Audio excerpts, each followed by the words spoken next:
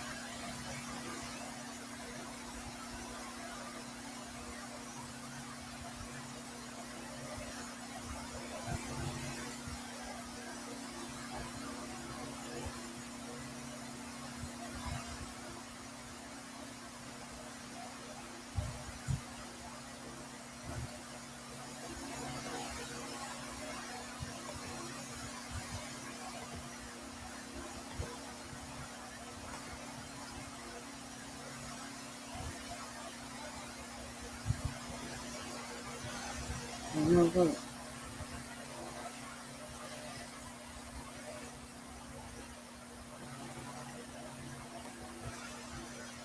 Okay.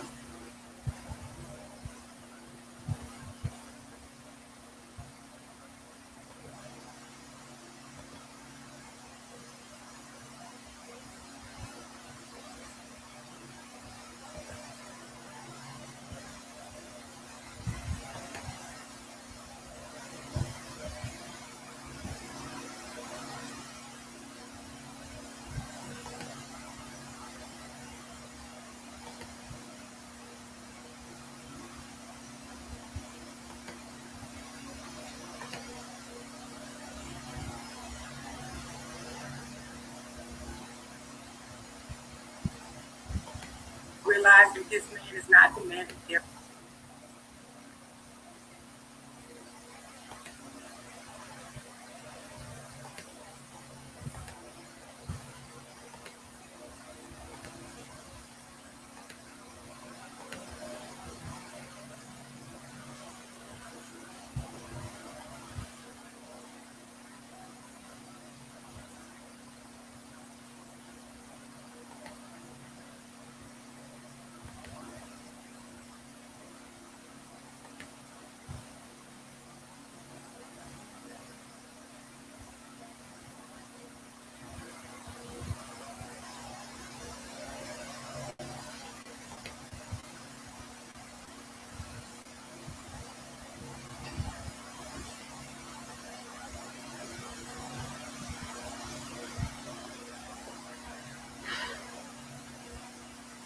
All right. May peace and power and elevation be to all of you. This your girl Tiffany coming through live in effect. So today I want to go ahead and I want to play a video, right? With Angela Stanton when she did the interview with the Breakfast Club. So I was trying to do that. So with that being said, I'm gonna go ahead and get started with the video. So to give an outline what the video was about, Angela Stanton did an interview on the Breakfast Club, and she basically schooled the Breakfast Club. So the video is about almost an hour long, and I'm gonna play probably about 30 minutes of it, and give my commentaries and thought on it. So what I'm gonna do is I'm gonna go ahead and share the screen. Give me a second.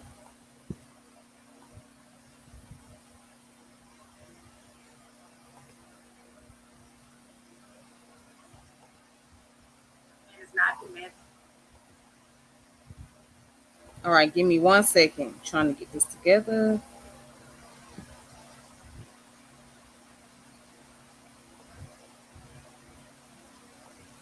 All right.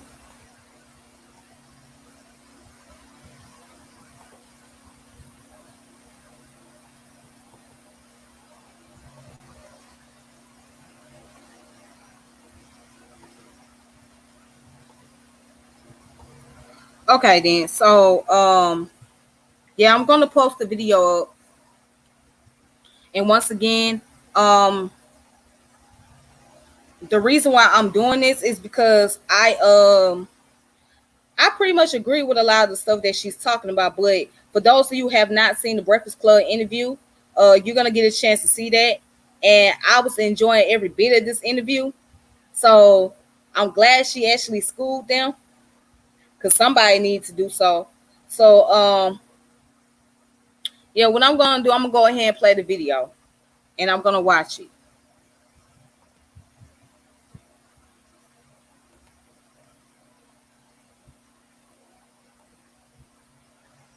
All right, let's go ahead and hit that play button.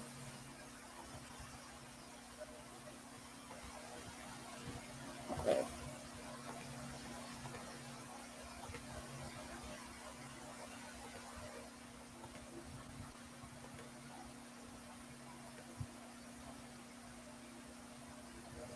All right.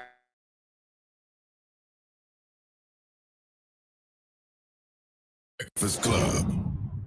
Morning, everybody. It's DJ Envy, Angela Yee, Charlamagne the Guy. We are the Breakfast Club. We got a special guest on the Zoom right now. We have Angela Stanton King. Welcome.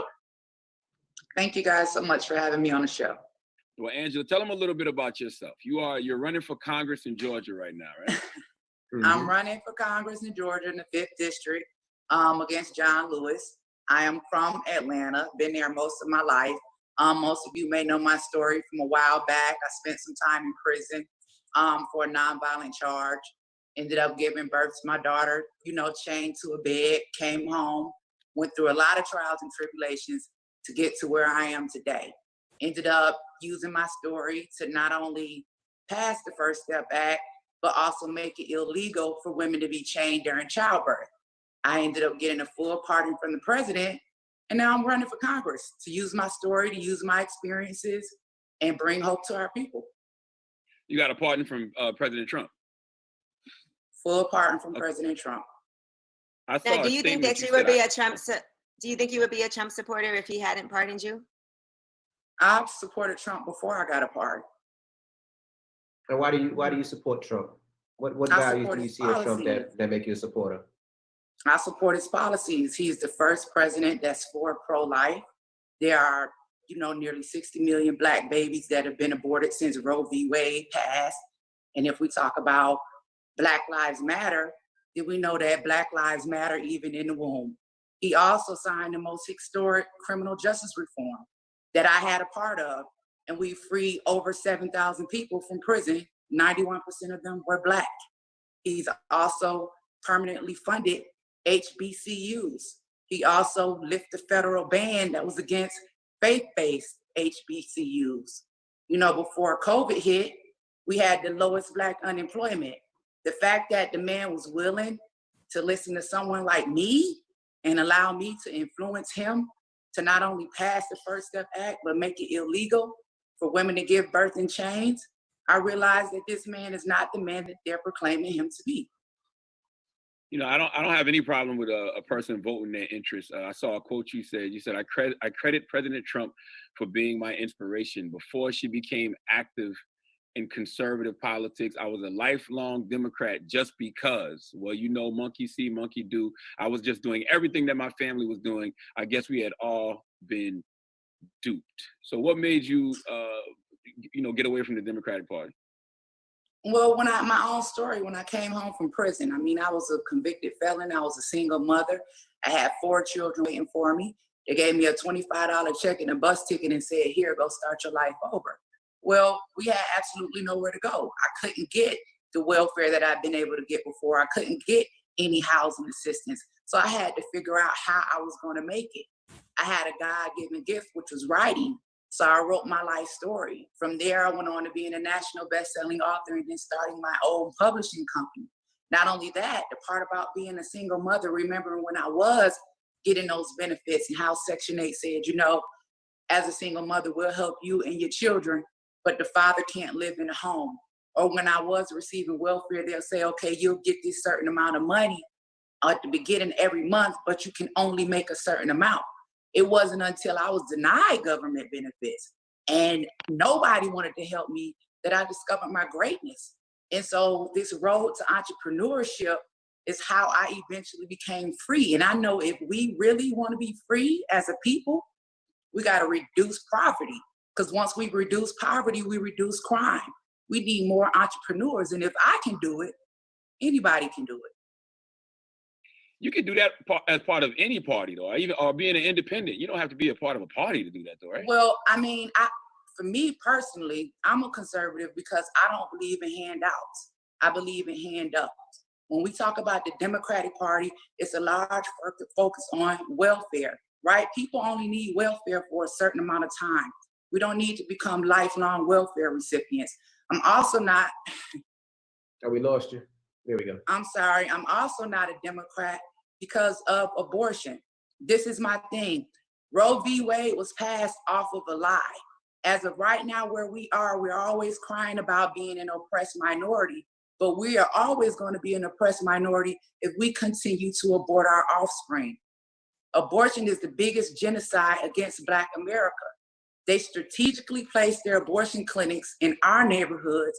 And just about every time you hear a Democratic candidate go on stage, the first thing they say is Black women need access to abortion. So if we really want to restore the value to our own lives, if we really want it's a to woman's say, right, though, a woman's right for abortion. I just like, wanna- if a girl, like let's say a 16-year-old girl was raped, or somebody was raped and they're pregnant, and they don't want to have that child, they don't want to have that experience. You don't feel like it's a woman's right to have an abortion?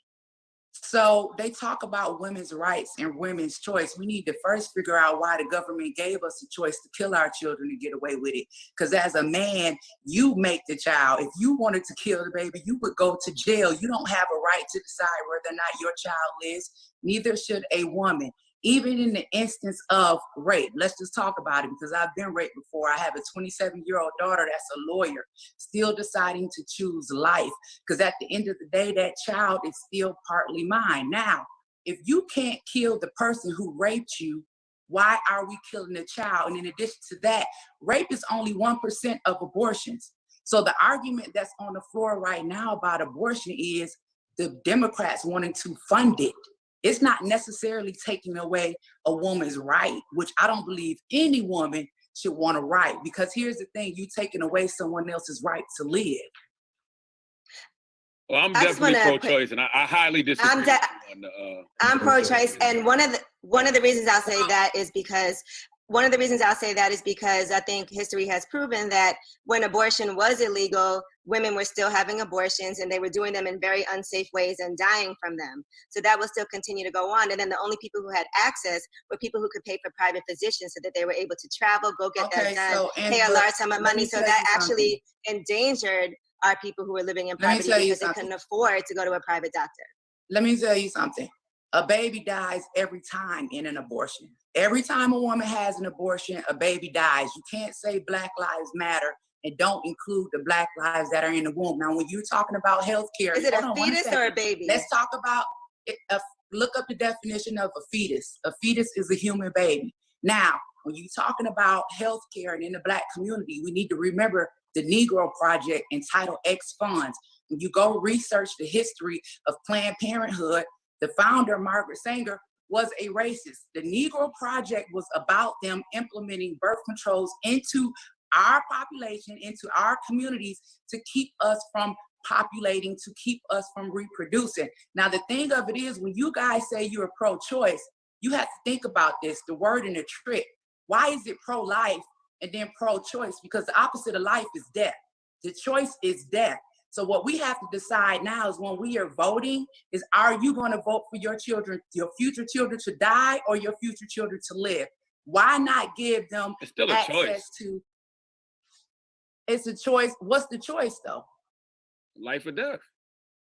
Okay, so why would a mother choose death for her child? Everybody that's here, even all of us on this live, we got here because our mamas got pregnant.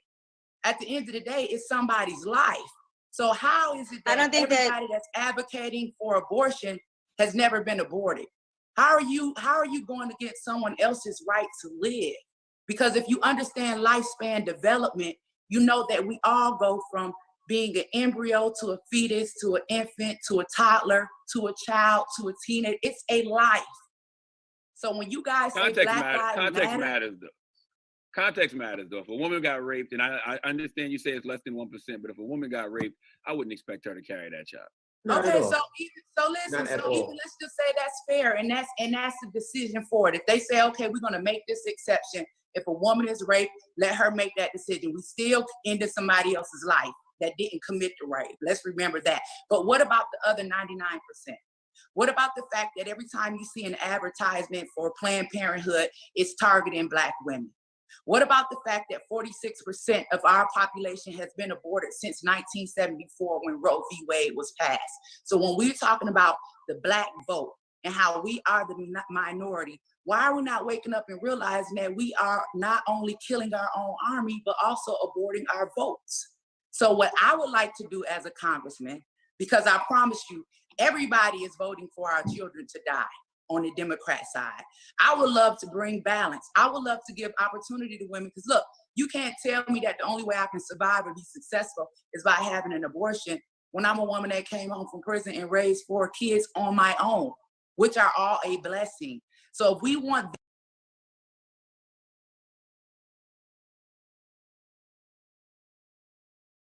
Okay, so let me share my thought on that. You know, as far as that interview goes, pretty much she basically schooling them.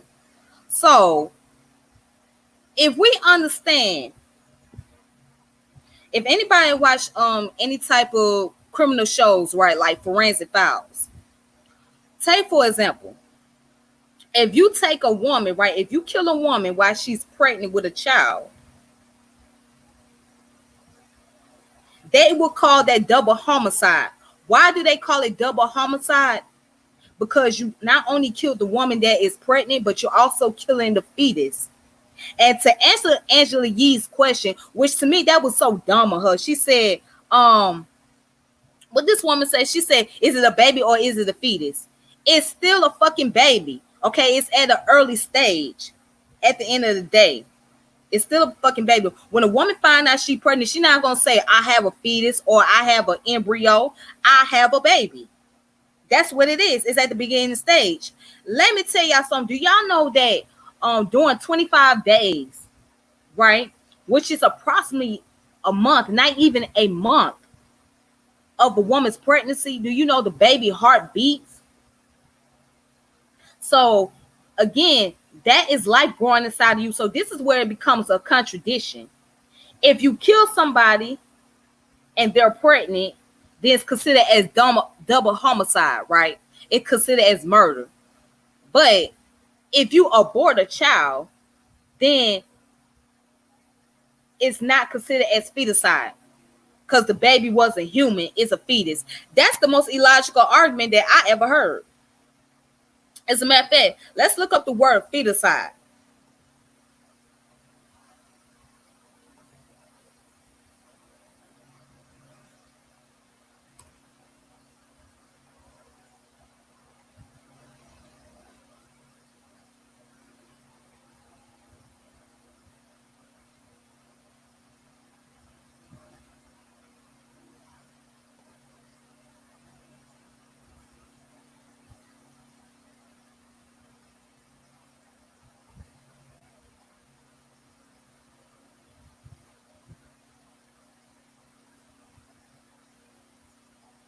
All right, so let's look up the word feticide.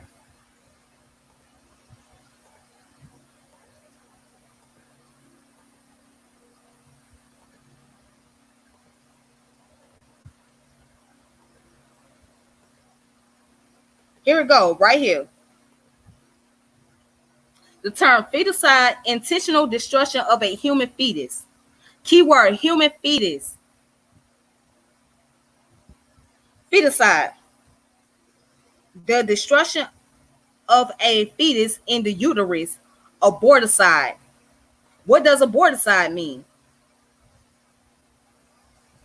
Aborticide means the killing of an unborn fetus. Another word for abortifacient.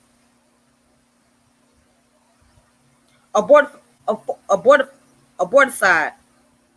a destruction of fetus, also feticide, that which produce an abortion, abortifacient.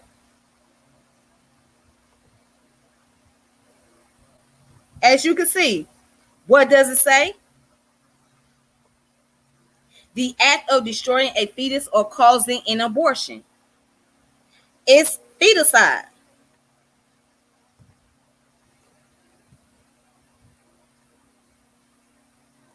So therefore, that woman has a logical argument.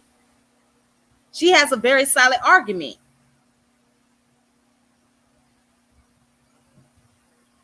Whether people want to agree with her or not.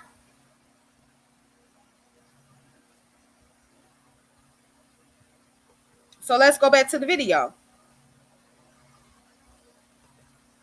And the point she's making is, how do you sit up here and just claim that Black Lives Matter when if you're giving women a choice to abort their seed? And as she was saying, less than 1% of women go to the abortion clinic to get an abortion for the fact they was raped, or the fact that they was impregnated by the family member, or even medical issues. Most women, let's face it, most women will go get an abortion because of the fact that they don't want the baby by the guy, they are very promiscuous, or they can't financially support a child. Now, I don't really sympathize with that, because my thing is, if you can't financially support a child, then why are you putting yourself in that predicament in the first place? And the question is, if you really had control over your body, you wouldn't be able to get pregnant, because when you engage in sexual activity, you still have a chance of becoming pregnant. You're still having a chance of producing a seed. You still have an opportunity. So I don't understand. I don't always understand the argument. That's why I don't fully agree. Where I stand on abortion is, I do believe that it should be necessary if it's a case of emergency. Meaning, if there is a medical issue, or if you was impregnated by a family member, or if you was raped. But she right at the end of the day, you still murdering a fetus. That's all it is.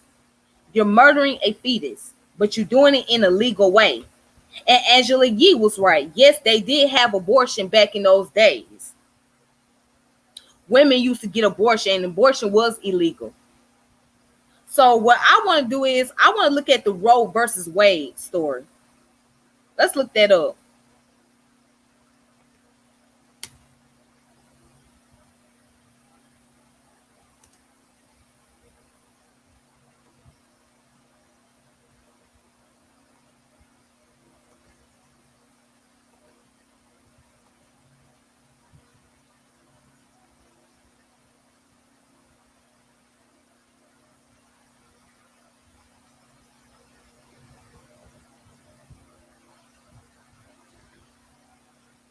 Let's look up the Roe versus Wade.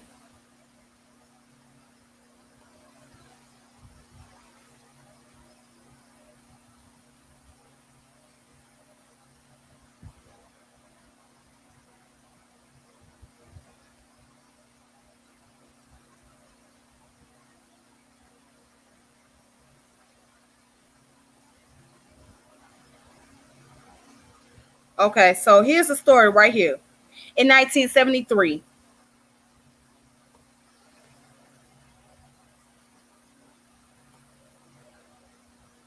a 1973 U.S. Supreme Court, Roe versus Wade, affirmed that access to safe and legal abortion is a constitutional right, but with senators confirming extreme conservatives to lifetime position on the federal courts, including the Supreme Court, Roe versus Wade is at risk like never before.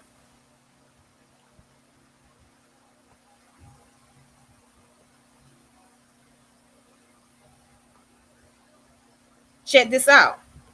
Roe versus Wade was decided by the Supreme Court on January 22nd, 1973. Today, 73% of Americans don't want to see Roe versus Wade overturned. Now let's read. Let's read what was happening. Here it is. Roe versus Wade and its history and impact. Check it out. On January 22nd, 1973, the U.S. Supreme Court announced its decision in Roe versus Wade, a challenge to Texas statute that made it a crime to perform an abortion unless a woman's life was at stake. The case had been filed by Jane Roe, an unmarried woman who wanted to safely and legally end her pregnancy. Siding with Roe, the court struck down the Texas law. In its ruling, the court recognized for the first time that constitutional right to privacy is broad enough to encompass a woman's decision whether or not to terminate her pregnancy. Roe versus Wade. Roe has come to be known as the case that legalized abortion nationwide. At the time the decision was handed down, nearly all states outlawed abortion except to save a woman's life or for limited reasons such as preserving the woman's health or instance of rape, incest, or fatal anomaly. The Roe rendered these laws unconstitutional, making abortion services vastly safer and more accessible to women throughout the country.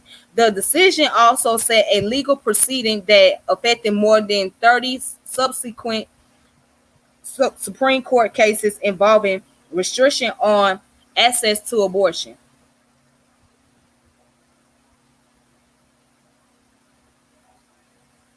All right, so let's look at it. Now, I don't want to spend too much time on this, but let's look at what happened. How did it come to this conclusion? Check it out. To reach its decision in Roe, the Supreme Court drew on decades of case law that established that the government cannot interfere with certain personal decisions about procreation, marriage, and other aspects of family life. And Gisward versus Connecticut in 1965, an appeal of criminal conviction of the executive director of the Planned Parenthood League of Connecticut for providing contraceptives to married couples. The Supreme Court found that a state statute making it a crime to use birth control violated married couples' right to privacy. 7 years later, the justice found that this right also applied to single people. All right, which is what Stanton versus Broad, 1972. Together, these cases set the stage for Roe. Roe was also a reflection of changing time. By the late 1960s, a nationwide effort was underway to reform the criminal abortion laws in effect in nearly every state. Health care providers, women's rights advocates, clergy members, and the legal community lobbied state legislators and went to court to overturn statutes that had been in place since before the turn of the century. Many of these laws dated back to mid-1800s when state legislators moved to ban abortion despite this nation's histories since colonial times of allowing abortion prior to quickening. Between 1967 and 1973, 4 states, Alaska, Hawaii, New York, and Washington, repealed their abortion bans, while 13 others enact limit reforms. Even before Roe was decided, lawsuits challenging criminal abortion laws had begun to work their way through the courts in more than a dozen states.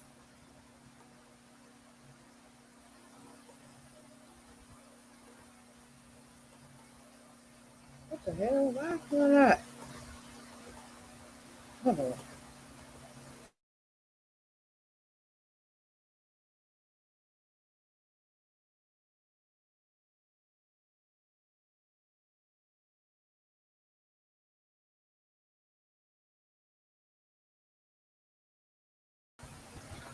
Okay, so that was the law of Roe versus Wade. Basically, the law is telling that women have the right to abort their seed at any time without any emergency purpose. So during that time, in some states or in most states, abortion was legal, but it was only limited access.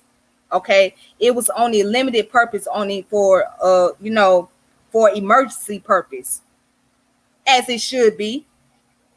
It wasn't for birth control, as in women just going in there just because they don't want the baby, so they can just use it as birth control or call themselves controlling their own body. No.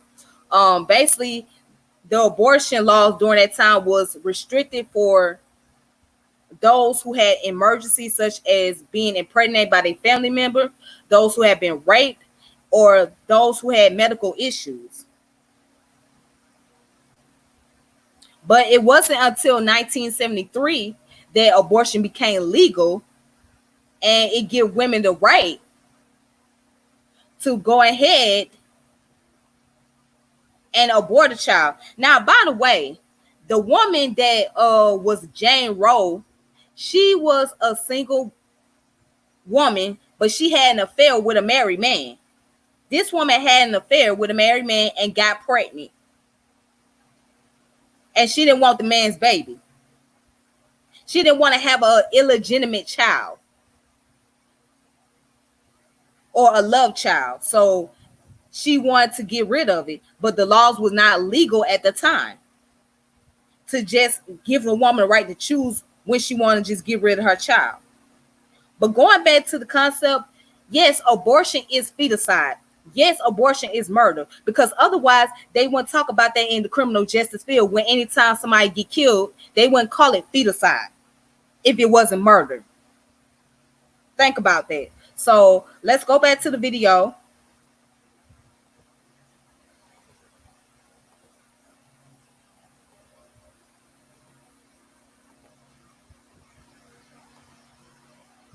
Hold on.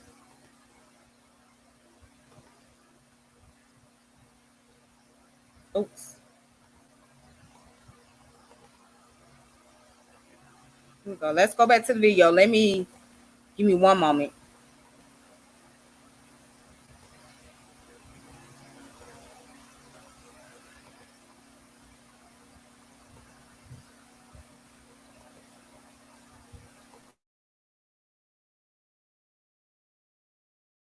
Want them to value our lives, then we need to begin to value the lives of our offspring.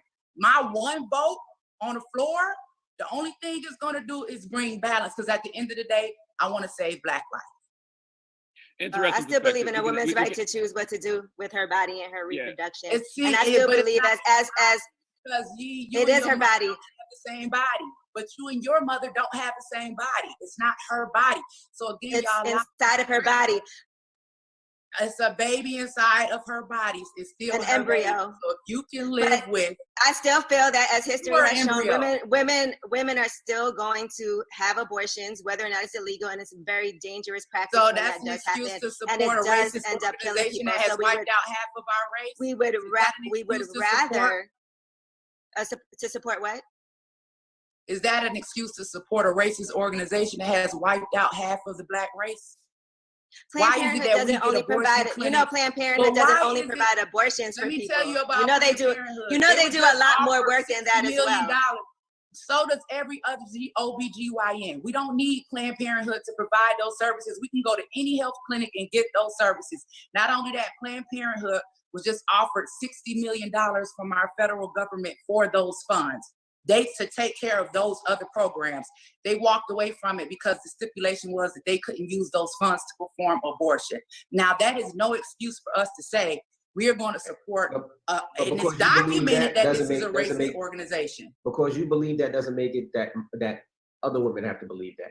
You can believe that you're against abortion, and that's fine. You can be against abortion, but you can't make another woman do what she wants to do with her body. I don't think she's trying to make them. Why does the Democrat Party have to pay for it? Why do us as pro-lifers, people that believe in life and want your children to live, your future children to live, why do our tax dollars have to pay for those children to be slaughtered? Because not only are they murdered and dismembered in the womb, but then their body parts are sold and some of them are harvested. So what they're voting for on the floor now is funding it. I don't want to support a party that wants to pay for Black life to be exterminated.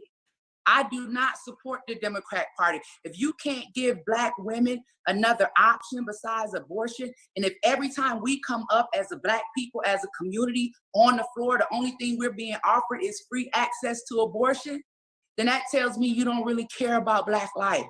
So You I'm think not that's the only option that's being offered? That's not the only option that's being offered. So People tell have, me what else people do you have hear in options. mainstream news?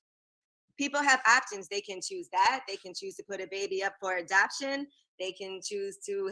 They can do whatever they want. And if they choose to have an abortion, why do you feel like people who don't believe in killing babies should have to pay for it with tax dollars? If you want to abort your child, why do I have to pay for it? I don't feel like. Well, first of all, I don't think that what you're paying is just for abortions when you pay for services from a clinic. That's not all that they do. That's a small percentage of it. Them turning away the $60 million in federal funding for those programs. So what I'm saying is what they're asking for is to fund abortion. What we're saying is we don't want to pay for it. And the same thing with sex reassignment surgery. As a conservative, it's not something that tax dollars should fund. Because you're anti-LGBTQIA. I'm not anti. Don't say that. Don't say that. I'm just asking. But you did. Some of the things I don't agree with. I'm not anti, because when you say anti-LGBTQ, you putting in lesbian, bi, gay, you lumping everything in together. So what are you anti? What are you against then? Explain. I'm asking them. So what are you against, ma'am? This is what I don't agree with. I don't agree that I should be forced to recognize a man as a woman if he has had a sex change. I don't believe I should be forced to recognize that. I also don't believe that children should be associated with anything LGBTQ. I'm not against anybody grown doing what they want to do, but I am against associating children with that, and here's why. When you break down LGBTQ, what it means and what it stands for, it's all sexual preference. Children shouldn't be identifying with sexual preference. So when you have gay characters in cartoons, in every essence, you are opening up the door and teaching children about sex. This is my opinion. I feel as though laws need to be in place that protect children. That's all where I'm at. You know, gender and sexual preference are two different. Gender and sexual preference are two different things. Just because you're associating you are a certain gender doesn't mean that you're having sex and that's a sexual preference. And so let's talk about that. Even when it comes to children, why are we confusing children with gender identity? I don't think that children are confused when they say, this is the body that I feel like I have, and this is what I am. I don't think anyone's forcing it on them. If I say I'm a turtle, does that make me a turtle? Is that a gender that's an option for you? I would respect your right to be a just because I feel like it. So wouldn't you say that? Wouldn't you say that being a woman is more than a feeling? Angela, I would respect your right to be a turtle. If you wanted to be a turtle, I would not tell you that you're not a turtle. Okay, but you don't have the right to make my children believe that but I don't have the right to use my influence or make laws to make children believe that you can magically turn into a turtle when we know that it's not true. So there's a certain thing called gender dysphoria, and it's very similar to people that have anorexia. So people that have anorexia, in their minds, they believe that they're fat. They really are not. Gender dysphoria is the same thing. We have people that believe that they are in the wrong bodies. They are not. So here's my thing. Having an operation to make you look like the opposite sex does not make you the opposite sex. I feel as though it's confusing children. Now, I'm not here to take away gay rights. I have a son that's a part of the community. I have an aunt that's a part of the community. Plenty of friends. I love them. But I stand on what I believe, and that's only two genders. So your son is gay. So you can't be. There's no way you can't be anti-LGBT. Yeah, I raised him. I love him to death. So you're anti-trans. Here's the thing, you can't. I'm anti what? Trans rights. Yeah, I love to use that word. I never said that. Grown people can do what they want to do, but why are we confusing children? Why are we trying to make children believe in something that's not real? I think that if you can get a sex change, no children can get a sex change. So you're mad like Dwayne Wade and how he's raising his son. Yes, they can. You don't know that there are laws allowing children to be given hormone blockers that's actually sterilizing them now and keeping them from producing breast stuff before they've even gone into puberty. Yes, they are. And so there need to be laws against that. So I just took my daughter to the doctor the other day. She was only 15 years old. She just turned 16. And the first thing the doctor asked her was, what gender do you identify with? First of all, ma'am, that's a minor. She identified with what she was born. She was a female. She's known she's a female ever since I gave birth to her. So why are we encouraging mental health? Why are we allowing them to confuse our youth, confuse our children? When you grow up and you're an adult, if that's what you want to do, you have every right. I believe people should love who they want to love, absolutely. But when we come to our children and giving them options and now allowing them to make informed decisions, we need to tell them the truth. I think Angela, that you it's was easy to raising your say that child, when you- you have an. Go ahead, Charlamagne. I think it's easy to say that when you haven't experienced it and you don't know what it's like.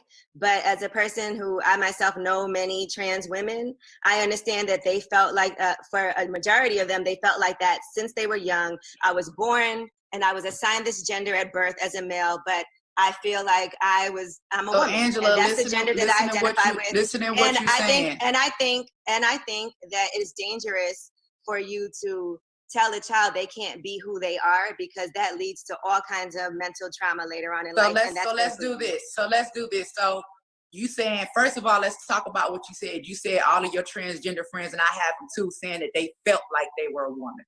Well, being a woman is more than a feeling.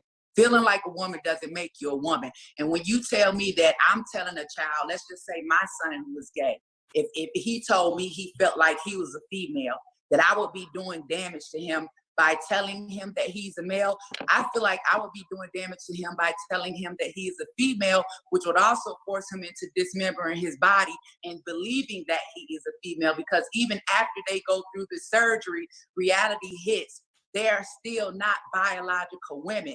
So the healthy and responsible thing to do as a parent is to tell your child the truth and teach them to love themselves and be comfortable in the skin that they are in.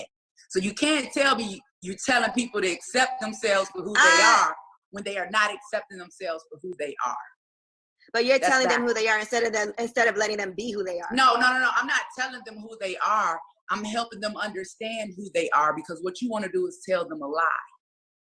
Because you can tell a man all day he a woman. I don't think anybody's telling a child that if they feel like that and this is who I am. You would be I'm not going to say your child, that's not who you are.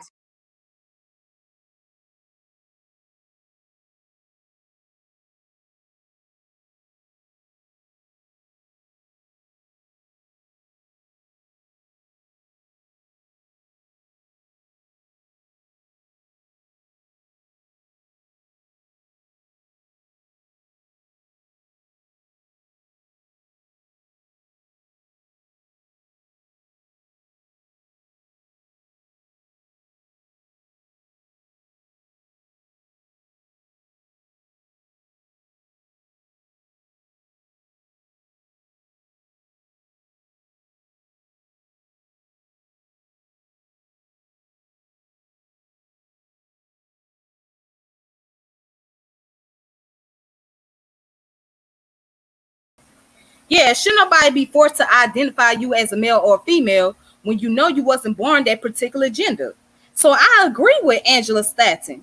So they trying to make it seem like the woman hates LGBT people. Nobody hates somebody. See, you can disagree with someone without hating them. It's possible. But see, what people tend to do, especially those in that community, they tend to think that, oh, because you have some form of disagreement against them or their ideology, that you hate them. And it's a problem. That doesn't necessarily mean that the woman just said that she has a child that's gay. Okay. But what she does not agree with, that taxpayers should spend their money on trying to give people, especially children, some type of cosmetic surgery so they get gender reassignment. And I agree. Should nobody have to pay no hold on. Can y'all hear me? Can you hear me now? Hold up. Okay, can't you hear me now? Because I had just went out. That's why. I hope you can hear me.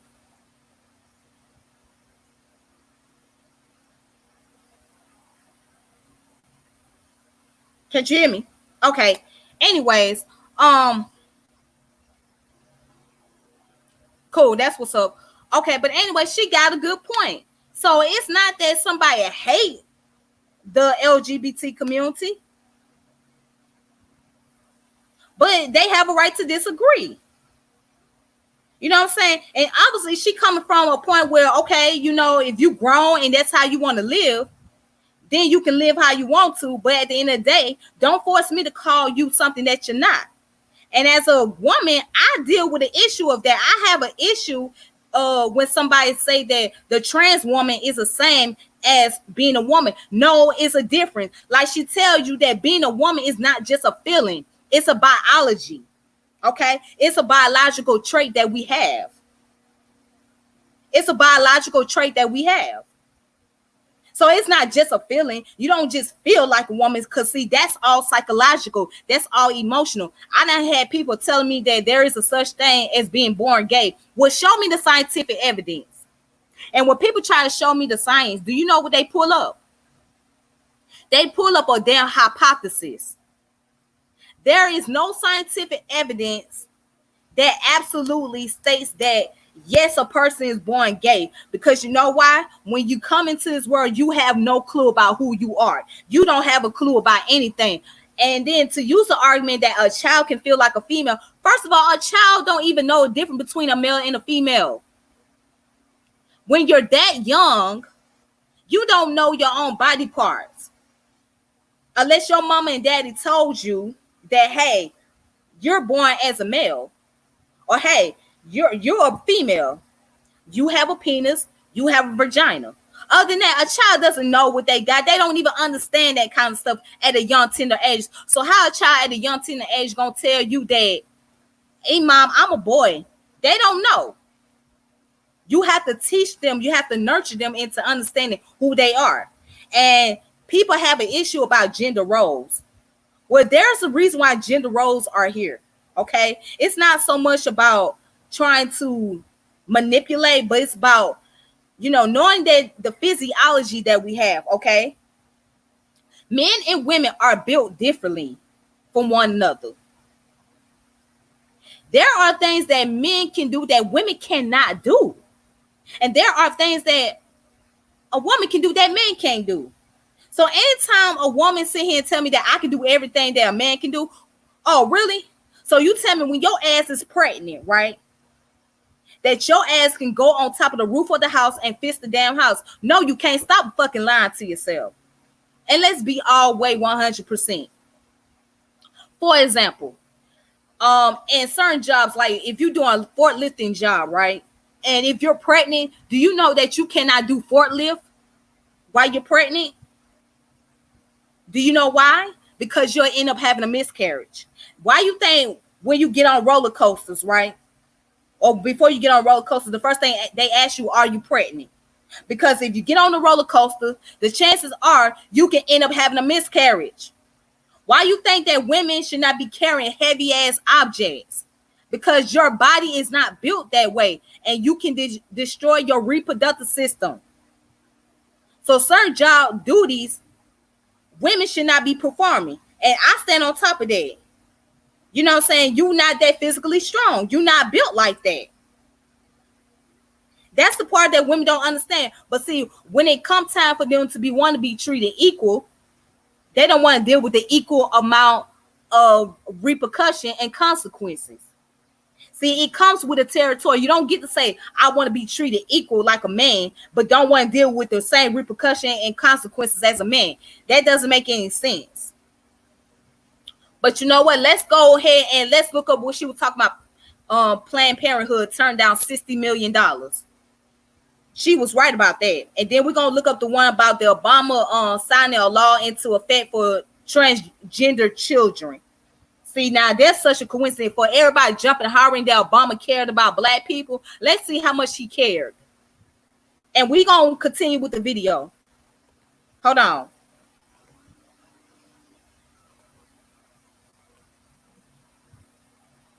Okay, here it is. There we go, right there. No, thank you. All right, so it says Planned Parenthood just forfeit $60 million in federal funding so they don't have to comply with a rule that bans abortion. They turned down $60 million. She was right. She was absolutely correct. Check this out. Let's read it. Why did they do it? Okay, Planned Parenthood just forfeit $60 million in federal funding for refusing to comply with regulation issued by the Department of Health and Human Services that would prohibit family planning clinics that receive funding under Title S from providing privately funded abortion or referring patients to abortion services. And that's on businessinsider.com. President Donald Trump first announced the gag rule while speaking at a gala for the anti-abortion organization Susie B. Anthony's List in May 2018. Check this out. The rule reflects Trump's campaign promise to defund clinics that provide abortion, such as Planned Parenthood, and more broadly decrease access to abortion nationwide. While pro-life groups celebrate the rule's enactment, family planning clinics slammed the new regulation for causing irreparable harm to clinics' ability to provide health care. Now check this out. According to the Los Angeles Times, a federal appeals court did not grant Planned Parenthood's request to temporarily block the rule from going into effect last week, but issues another ruling next month. Here's everything you need to know about Title X, what this so-called gag rule means for patients, and what effects it could have for patients' health on a national scale. All right, so what is Title X?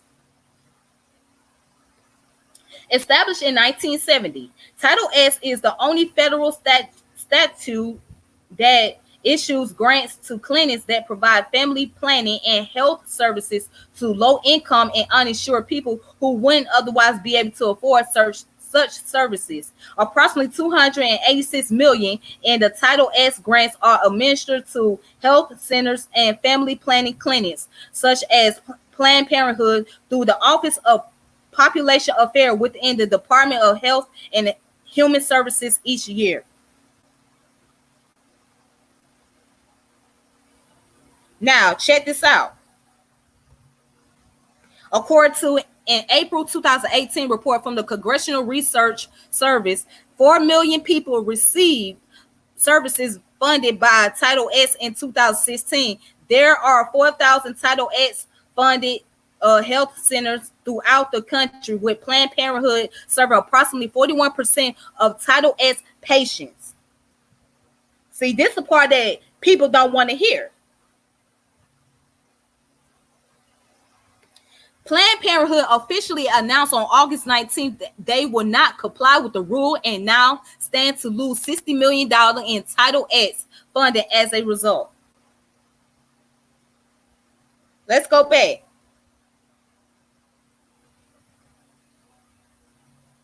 As the New York Times noted, however, they still receive about $500 million from Medicaid, the federal program that provides health care for low-income individuals. Trump gag rule is destroying the nation's decades-old program for affordable birth control and reproductive health. While the Trump administration may have given up on you, we never will. We're doing everything we can to make sure patients don't lose care. Planned Parenthood action tweet calling the rule absolutely devastating.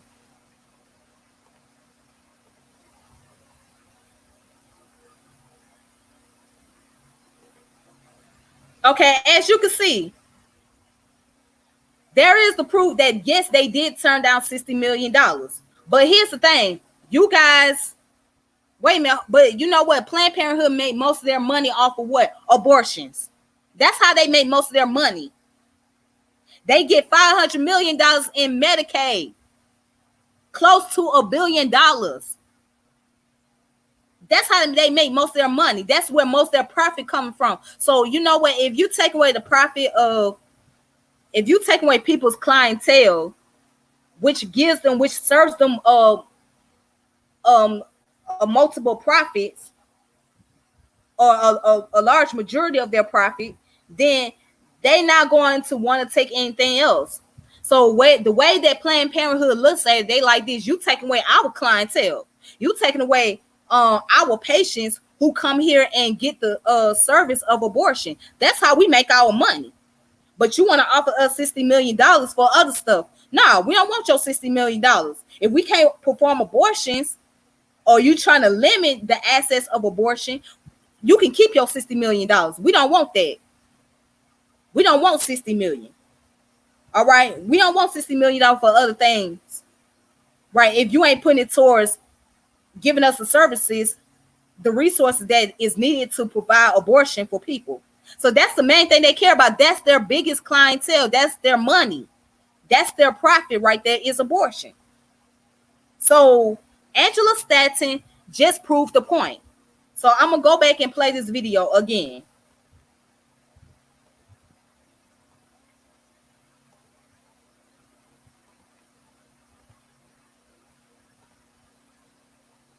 All right, let's go back and play it. Hold on. I swear, let's get this shit right.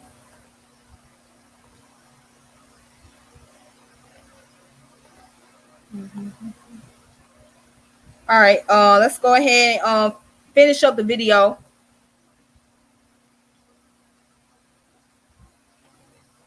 Put myself on mute. To your child, and you would be an irresponsible parent to lie to your child and make them believe that they are something other than they are born. But however, I don't want to waste too much time on anything negative or creating this atmosphere like I'm against LGBTQ or I'm against anybody, because I'm not. I just have my beliefs. But I would love to talk about unemployment and what I would like to do for the District of Georgia. We definitely gonna get there, Angela. I want to ask you one question though. As you raised your son as a liberal, so as your no, I didn't. You didn't? How'd you raise your son? I didn't necessarily push any politics. I didn't necessarily. No. I don't mean on him. So you let him be what he wanted to be. Yeah, I don't mean on him. He's a gay male. I would never ever encourage him to be a female. You can be gay and still be a man. Yeah, no, what I meant was your views was that of a liberal. So as your views switched to conservative, did that change? No, actually, to be completely honest, my views were always that of conservative, which most Black people are. You understand? But I was always voting Democrat because we just had this monolithic thought process, and we just went ahead with it because that's what everyone else was doing. But when it came to traditional family values, when it came to being entrepreneurs, hand up, not hand out, starting your own business, when it came to things like faith, the freedom of religious rights, those things, I had always had that mindset, but was still voting Democrat, voting against my own interests. Well, let's talk about unemployment, because your president, Donald Trump, is the reason that 40 million people are unemployed right now because of his response to coronavirus. I would disagree. I would disagree. I would disagree. But let's talk about this. Are you disagreeing about his response to the coronavirus? What do you disagree about? Well, let's talk about his response. What about his response did you guys have an issue with? I mean, the fact that he denied it in February and said that, it was only one case. Well, in January, he tried to close the borders against China, and they called him a racist and a xenophobe and a bigot and everything else. And then he actually did close the borders to China. Not only that, he mentioned COVID at his State of the Union speech on February 4th, the one that Nancy Pelosi ripped up. And then she went to Chinatown saying that COVID wasn't a big issue. So I think that because this is something that has happened, this is his first time in presidency. I'm not here to defend him. I know a lot of times he say things that are wild. I'm more focused on his policies, but I do think that he handled it as best as he could in his administration, especially if we look at what's happening now. I have to question the validity of COVID when we have all of these Democrat leaders that were telling us it wasn't safe for us to go to church, it wasn't safe for us to open our businesses, but yet we see them all lined up at a funeral with 3,000 people after several people have lost their loved ones and wasn't even able to bury them. So I have to question the validity of it at this point. Mm-hmm. And you don't think Donald Trump is a racist? Why would I think Donald Trump is a racist when I know his history? Before Donald Trump ran for president, no one thought he was a racist. They sure You had did. celebrity That's not true. apprentice. He didn't allow Yeah, I don't know black people that to that's stay in his true. building. So You know, let's talk he about definitely that. did.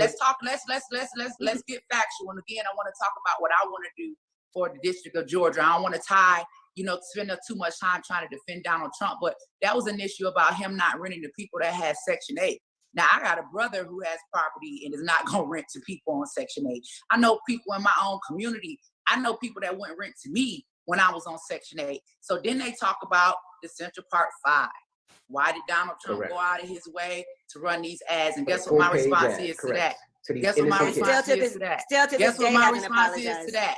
Y'all more mad at Donald Trump than y'all mad at Antron's own daddy for making him confess. First of all, I got an issue with the daddy. Y'all mad at Trump. I want to know why his father made him confess and knew that it was a lie. Second of all, those 5 men, God bless them, and I fight for criminal justice reform. I'm glad they are free. I'm also glad that they have been compensated. But I also know that Donald Trump has freed nearly 7,000 people, 91% of them Black. I also know that Joe Biden has not apologized for his 94 crime bill and will not apologize for it, which has thousands of Black men in prison right now that I am fighting for to be free. So how are you more upset about Trump, about 5, than you are about Joe Biden, which lets the majority of Black America incarcerated? I would like us to stay on track, though. If we're talking about Trump, instead of comparing and talking about other people, we're talking about just Trump here. If we're going to talk about that, instead of saying, well, why didn't this person do that, or why didn't this person do that? We need to discuss the hypocrisy. That's like a Black Lives Matter. Then you say, well, what about Black on Black crime? If it's a Black Lives Matter, be worried about what really impacts Black people, which is mass incarceration, not those 5 men. Because those 5 men are home. Let's talk about our brothers and sisters that's incarcerated right now that we need to get out. We can get into that, but that I would definitely Donald push. Trump is a racist. The fact that he wouldn't let Black people rent into the There- building, the fact that he No, I don't believe that he's a racist. for these He also innocent put Black up people when that Jennifer Hudson's family never was apologized murdered. for it. When Jennifer Hudson's family was murdered, We let you he speak. put You gotta her let us up. speak too. You can't speak over us But when I we're speaking, can't. man. But y'all lying. We are But all y'all talking are about lying. lying. You are Listen, lying. Listen, I you wanna- can't speak You are over us. lying. Well, Because Angela, you want to sit up here and say,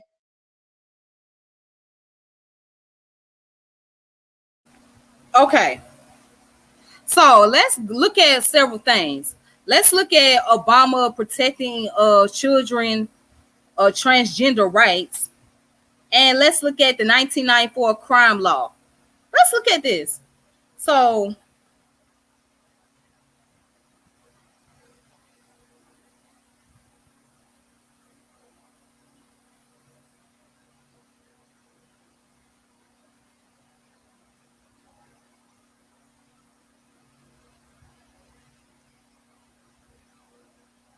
okay, so let's look at get that shit off of here.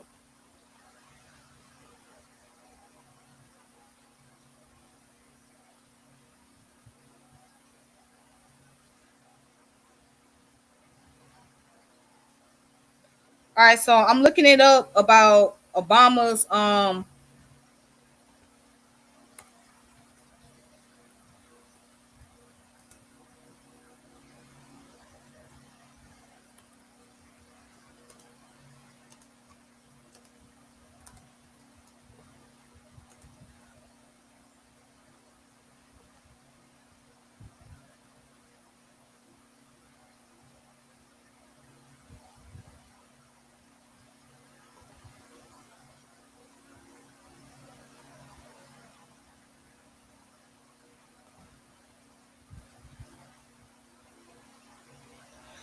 shit.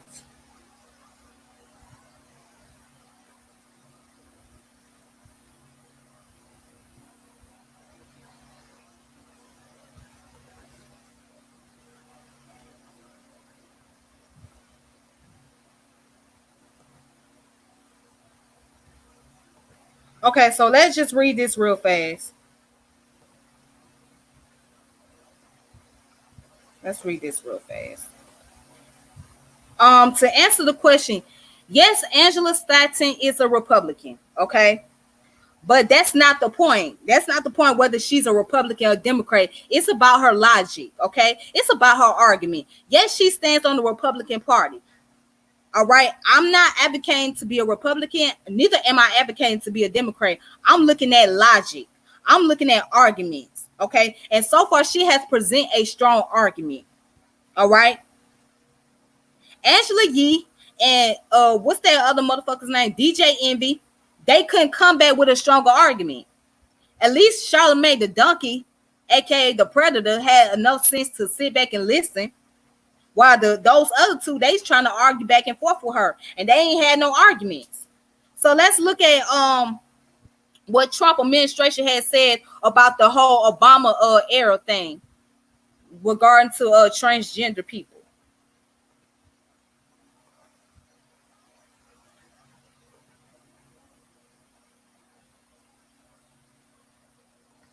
All right, here it go, right here.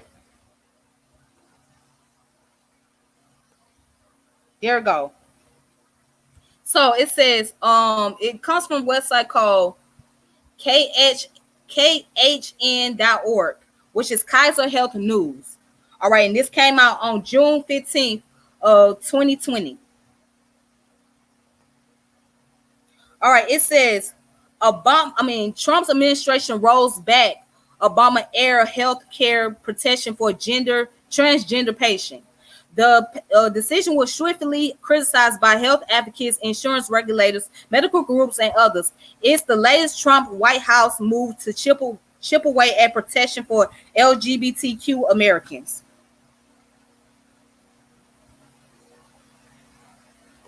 Check this out.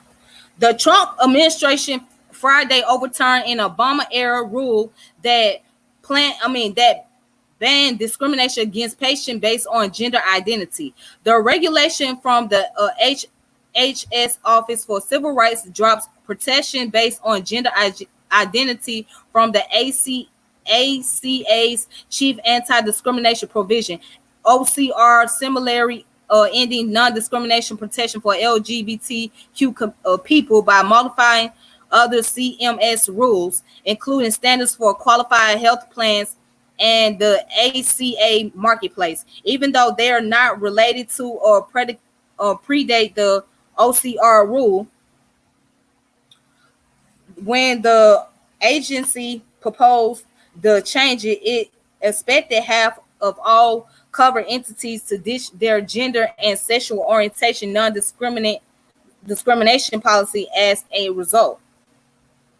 All right. So let's look at this. It says under the Associated Press, Trump administration revokes transgender health protection. The Department of Health and Human Services said it will enforce sex discrimination protection. According to the plain meaning of the word sex as male or female as determined by biology, this rewrites an Obama-era regulation that saw a broader understanding shaped by a person's internal sense of being male, female, neither of a combination. LGBTQ groups said explicit protection are needed for people seeking sex reassignment treatment and even for transgender people who need care for common illnesses such as diabetes or heart problems.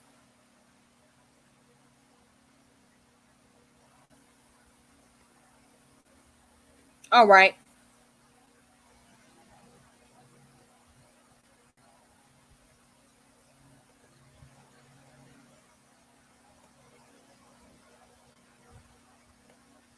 All right, so here it is. It says, under President Barack Obama, the concept of gender in many areas of the law have been broadened beyond biological sex to encompass the myriad identities that different Americans embrace. Roger Severino, director of the Office for Civil Rights at the Department of Health and Human Services, has argued that when members of Congress who passed the 2010 Affordable Care Act prohibited providers receiving federal funding from discriminating on the basis of sex, they meant the plain meaning of the term.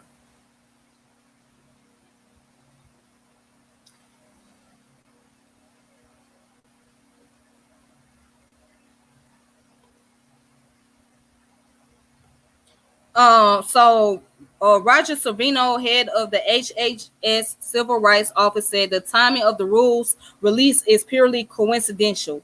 He also disputed that the new rules would endanger patients during the pandemic, especially during the COVID-19 pandemic. We've gone into overdrive in terms of our civil rights enforcement, and that will not be affected. He said, citing recent efforts to enforce disability rights protection and other civil rights. Everyone deserves to be treated with respect in accordance with the law. Okay.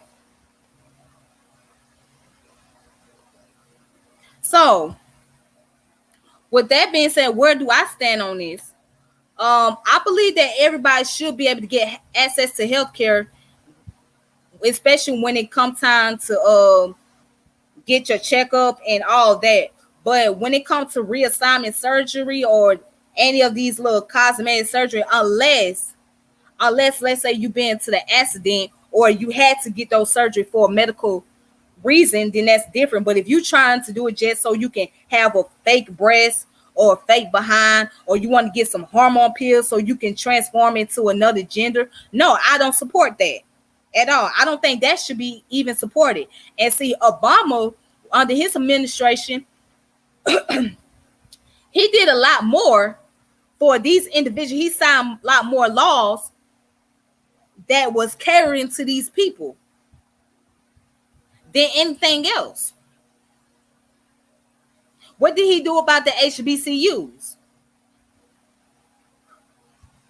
You know, what about the jobs? So that's where I stand on the issue.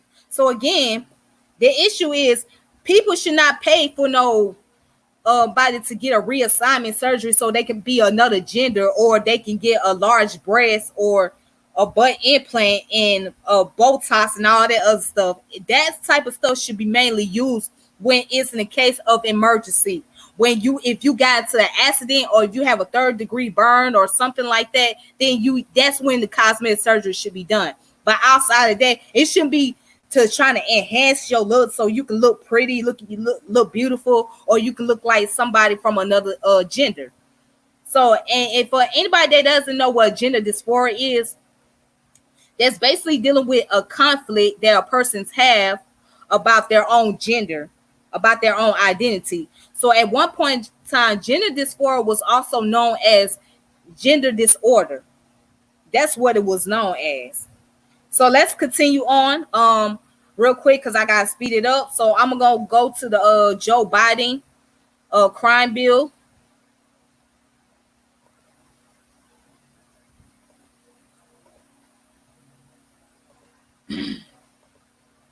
Let's look at Joe Biden crime bill. See, so many people jumping on the bandwagon,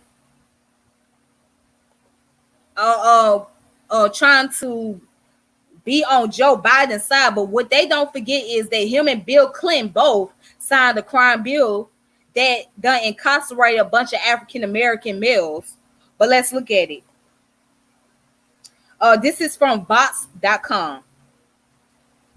Let's look at the controversial 1994 crime law that Joe Biden helped write explain. The 1994 tough on crime law remains a big topic of debate in 2020. Democratic debates, hear what you need to know. And this article was written on June 20th, 2019. Right? Okay, so check.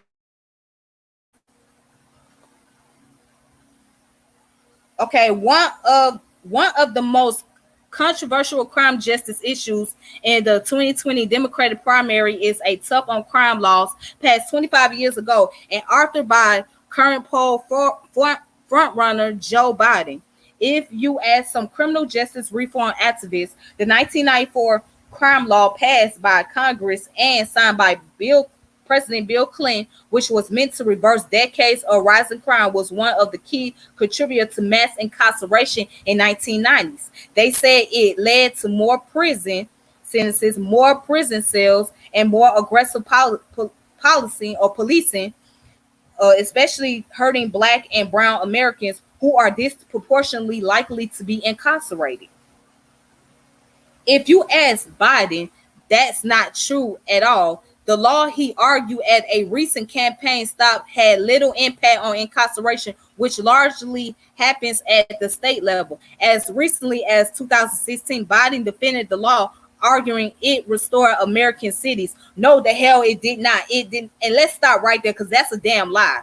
It did not restore American cities. It made the cities a lot worse. I don't know what the hell he talking about. He living on some type of utopia. But anyways, following an era of high crime and violence. The truth, it turns out, is somewhere in the middle. The 1994 crime law was certainly meant to increase incarceration in an attempt to crack down on crime, but its implementation doesn't appear to have done much in that area. And while the law had many provisions that are now considered highly controversial, some portions, including the Violent Against Women Act and the assault weapons ban, are fairly popular among Democrats. So let's look at it. That's how politicians like Biden, as well as fellow presidential Senator Bernie Sanders, can now justify their votes for the law by pointing to the provisions that weren't tough on crime. But with Biden's criminal justice record coming under scrutiny as he runs for president, it's the mass incarceration provisions that are drawing particular attention as a key example of how Biden helped fuel the exact same policies that criminal justice reformers are trying to reverse. For some Democrats in 1994, law is exhibit A for why Biden can't be trusted to do the right thing on criminal justice issues should he become president.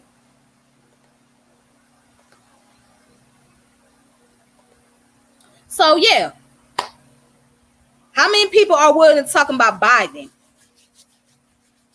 Now let's look at it. Biden done signed a bill that brought about mass incarceration. Him and Bill Clinton both. But y'all think that the Democrats are your friend. Yeah, I know that the Republicans are not really our friends, but neither are the Democrats. So this is why you got to look at the policies. Don't just get caught up on the image. Don't just get caught up because that person seems like they cool. What is their whole agenda?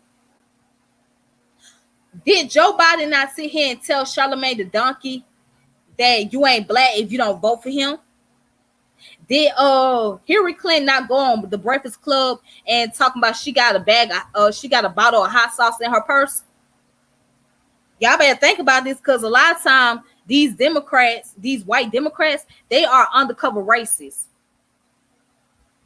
At least one thing I can say about the Republicans, they will let it be known to your face. Yes, Trump is a racist, but at the same time, Trump is very open and honest about what he thinks. Trump is very open and honest, and I can say that he have done some things, and he have agreed with some of the ideologies that the African Americans been having for the longest. I mean, Trump respected the concept of June 19th or Juneteenth. He did not rally on that day. He rallied the next following day. But if you was to get somebody a Democrat, they wouldn't give a damn. Obama didn't even try to put Juneteenth in effect when he was in office. Bill Clinton wasn't trying to do it when he was in office. George, what's his name? What that motherfucker's name? George Bush, Jr. Although he was a Republican, he didn't try to do it. So finally, Juneteenth get its federal recognition after all these years. I'm not saying Trump is perfect, but let's just look at what Trump has done so far. Just look at what he's done so far. All right, let's get down to Angela Stanton.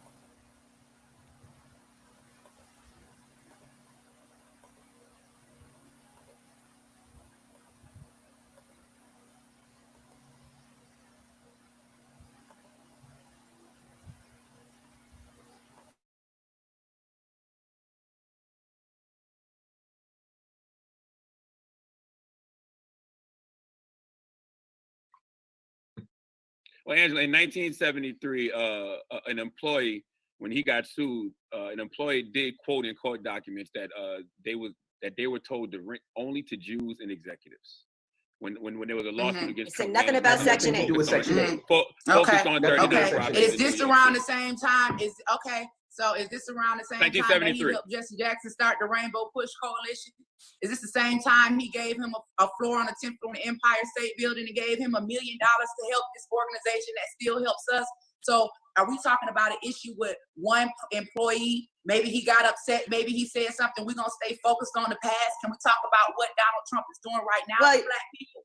Because y'all talking about. Listen, there's been there's been a long history of racist acts. It's not just one thing. That Obama, and okay, so you want to sit up. Obama's not running for president. Racist, but he did run for president. Trump is the president right now and has done more for Black people. So you're saying Obama's a racist? 8 years. I'm saying Trump did more for Obama Trump did more for Black America than Obama did in 8 years that he was in office. Let's talk about let's talk about it. What has he done? I've already said it. I've already given you the rundown. I've already talked about criminal justice reform. I already talked about permanently funding HBCUs, which their funding was snatched away during the Obama era. I also talked about faith-based, a ban on faith-based HBCUs that was lifted. He also designated in particular office in the White House just to deal with HBCUs. HBCUs were coming back every single year for funding. He made it where they were funded permanently and did not have to do that. He has created opportunity zones. He had the lowest Black unemployment. But again, it's not about Trump. You know, opportunity zones are not only for Black people. You know that, right? You know, opportunity zones are not only for Black people. You bring them to you know, distressed areas. We need them right now, can afford to stay in that building and not sell at. Which so people, that means it for people that have money. The majority of the people that have money are white people. So whose issue is that? So if you want to talk opportunity zone in real estate, we can have this conversation all day. Hold on.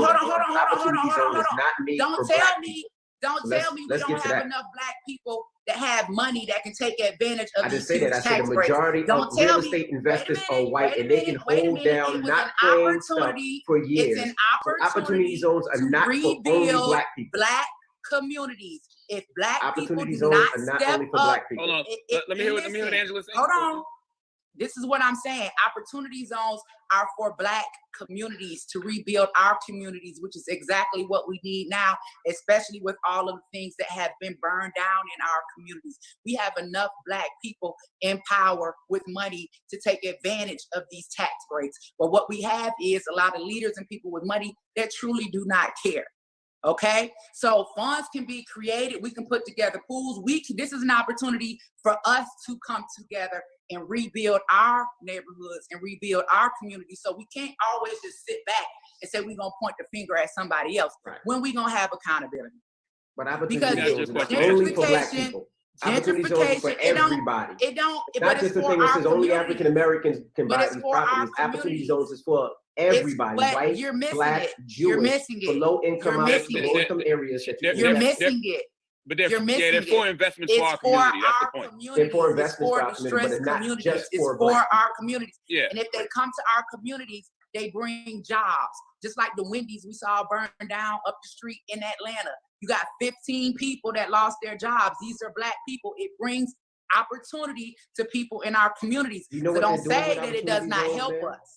Can I switch? You know what they're doing? Hold on 1 second. You know what they're doing with opportunity zones? Kind of like what they did in Jersey City, kind of like what they did in Newark, kind of like what they did in Harlem, kind of what they did in Brooklyn. They come in and take those properties and they wait for the time period. And then when the time period happens, what do they usually do? They raise the rent, they push us out, and then we don't own these areas. I don't know if you've been to Harlem or if you've been to Jersey City, Hoboken, or Brooklyn in certain areas. The majority of people that you're gonna talk over me, I'll let you speak. Can you let me speak? Go ahead. I'm just asking. I'm not trying to be disrespectful. Go ahead. I'll let you speak. I'm just saying. Let me finish speaking. So in those areas, what happened? They usually push us out, raise the rent high, and push us away from those areas. A lot of areas in Brooklyn and Harlem and Jersey City and Hoboken and Detroit and Chicago downtown, we don't live in those areas. We were from those areas, but we were pushed out. Raised the rent, opportunity zones. People came. They gave them rebates. They gave them all these refunds. After that was over, pushed us out, and we can't afford to go back to those areas. So that's what those zones were. It's not just for African Americans. Now, can I speak? You said you had a question. Again, at the end of the day, we need to have some accountability. You keep saying they. Okay, let's look up what the Opportunity Zone Act is. So yeah, let's look up the Opportunity Zone Act real quick. All right.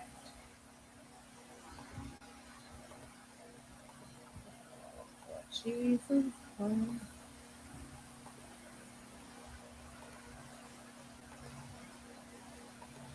All right, so here it is, Opportunity Zone. So Opportunity Zone is a destination and investment program created by the Tax Cut and Jobs Act of 2017, allowing for certain investments in lower income areas to have tax advantage. The purpose of this program is to put capital to work that would otherwise be locked up due to asset holders unwilling to trigger a capital gain tax.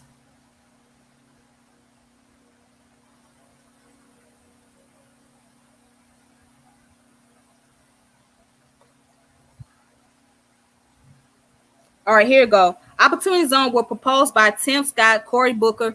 Yeah, Cory Booker was one of them, and Ron Kahn, and supported by Sean Parker's Economic Innovation Groups.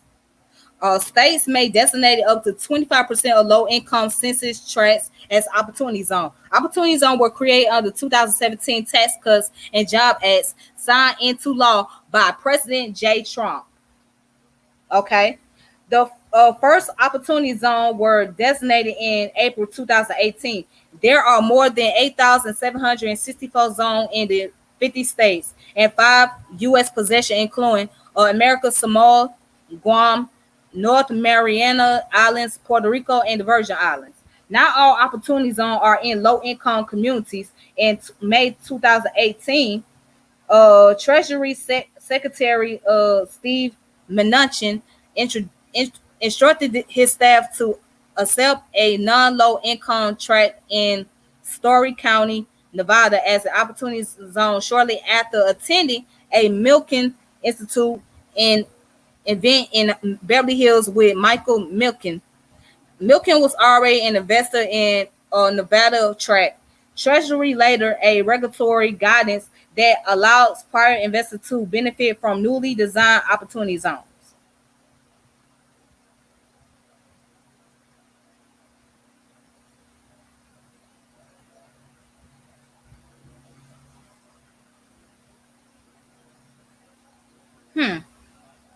Okay. So what was the requirement? To qualify, the Opportunity Fund must invest more than 90% of its assets in a qualified Opportunity Zone property located in an Opportunity Zone. The property must be significantly improved, which means it must be in original use of, or the basis of the property must be double the basis of the non-land assets.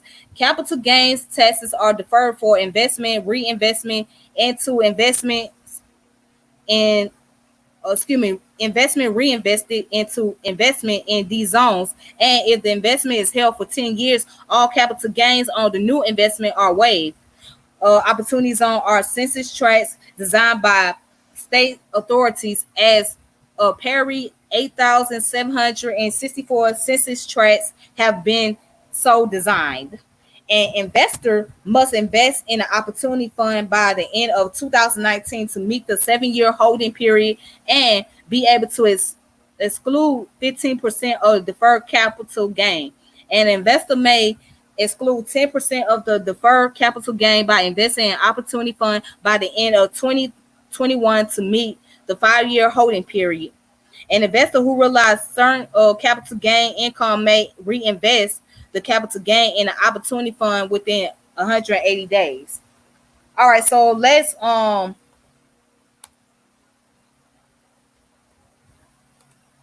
look up Simple Wiki.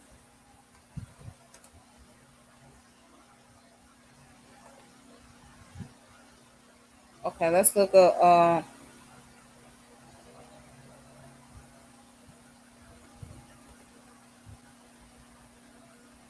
okay, so And a more simple way to explain it, right?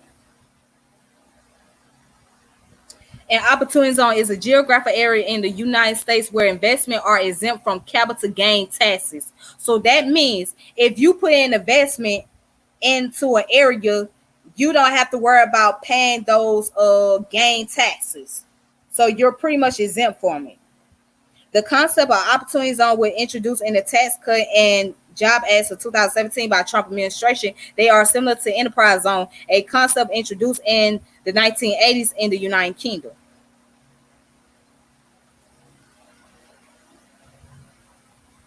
Okay, so how did it come about? All right, in the United States, empowerment zones were introduced in 1993 to allow local governments to compete for grants and tax incentives. The 2017 law allows state governors to designate up to 25% low-income census tracts in their city, in their state as opportunity zone. There are 8,700 opportunity zone in the United States. They cover 35 million Americans. Investors in those zones can defer capital gain tax until 2026. This helps investors lower their tax burden. Bingo. Okay.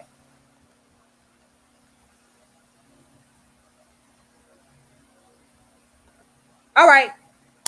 So as you can see, so the opportunity zone was pretty much giving investors opportunity to, let's say, you can buy up this area, right? But you ain't got to worry about paying that taxes for the next 5 years. Okay, so it's supposed to help them to budget their money, and it will also help them to worry about, that way they won't have to worry about paying as much money when they do have to pay the taxes on the property. It doesn't make sense. So basically, that was the opportunity zone act. Also, I could kind of understand where DJ Envy is coming from. I do understand his argument. He's saying that not many people benefits those opportunities. You're right. Not everybody are able to invest in those opportunities because the opportunity zone, as I just read online, is not always in the inner city community, but it's in certain areas. See, that's the thing. It's in certain areas. However, some opportunity zone is outside of the inner city. So yes, not everybody's going to be able to get the opportunity to make that investment. Not everybody. But it is available for those who are investing into land, who are investing into buying up properties. They have that opportunity to buy those property up and worry about paying and worry about less tax dollars. They don't have to worry about paying a whole lot of taxes on the property or the area which they have invested in. So, but I don't understand is if they gonna get at Donald Trump, why they didn't get at Cory Booker? Because Cory Booker was one of the people that helped to sign the law, or help put this law into effect. He was one of the people that came up with the proposal. So when he proposed the law, Donald Trump was the one that signed it. So for anything, why not get Cory Booker about it? I'm just curious. Oh,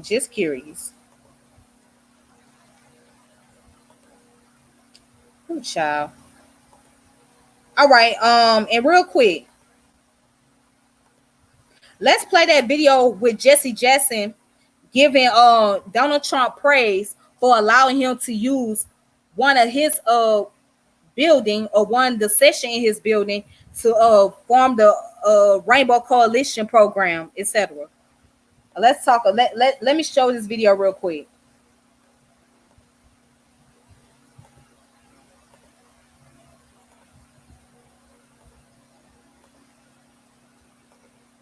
There we go. All righty. And let me put myself.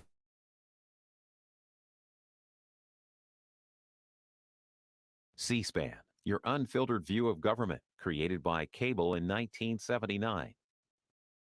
Rather than to extend it.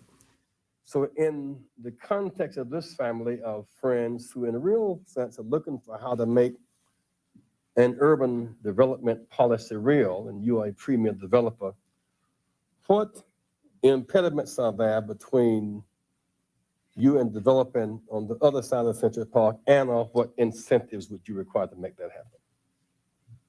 Well, thank you, Jesse. First of all, it's a great honor to be here with you tonight. I think maybe before we discuss impediments, I do want to say this, and I think this is very positive.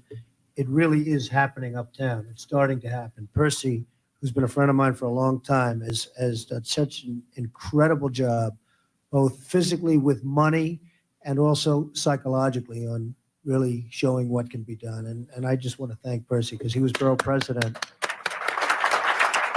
He was borough president when I was doing the Commodore Hotel, and I couldn't have done it without him. And he's just a great guy, and I love to see you, Percy. You look better than you did 20 years ago, I have to tell you. So you're doing something right.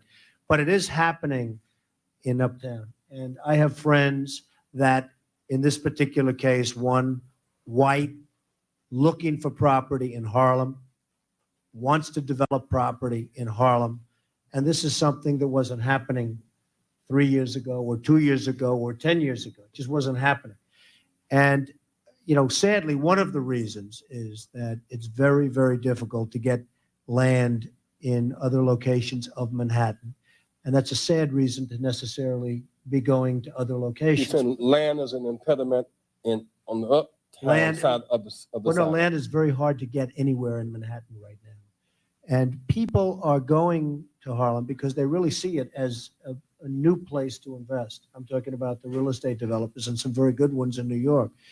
And I think you're going to see a big renaissance. I think you're already seeing it. And it really was led to a large extent with what some of the work that Percy and others have done.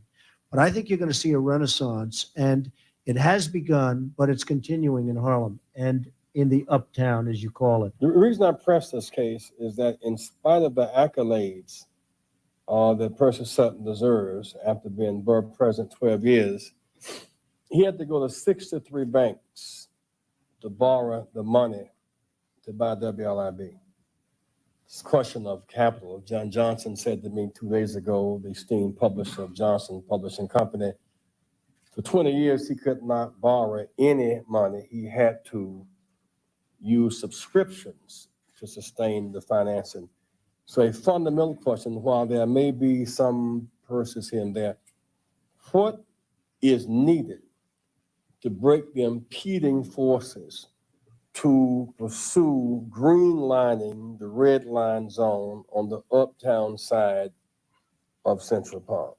Well, I just want to preface the 63 banks. I mean, I wouldn't say the banks are exactly in love with me after what I did to those suckers. I mean, you know. So, Percy, I think that you're probably doing better. I think I might have had to go to more than 63 banks.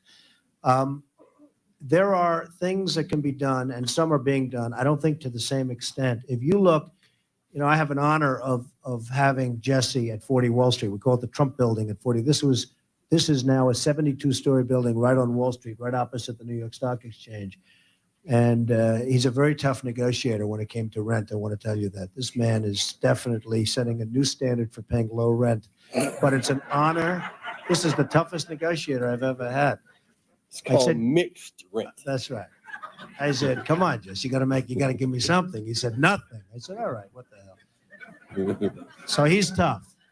But the fact is that building was built with incentives, because the downtown, as we call it, the downtown market in Lower Manhattan has been given massive tax incentives for regrowth and rebirth, and it's really paid off. I mean, tremendous amounts of construction are taking place.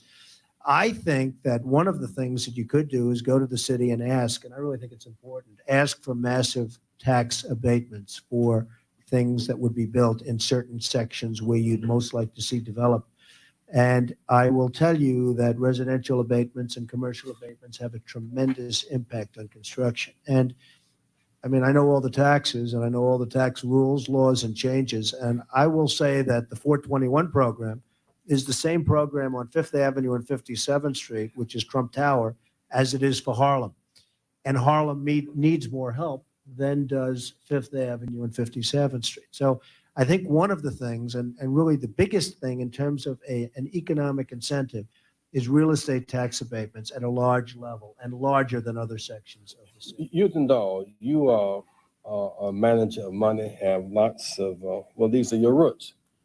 What's your response to Trump's assessment of either impediments and the need for incentives?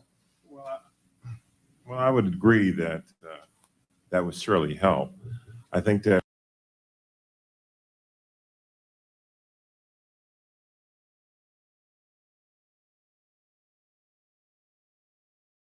All right, so as you can see, that was the video that was Jesse Jackson praising Trump for the work that he was doing. Yeah,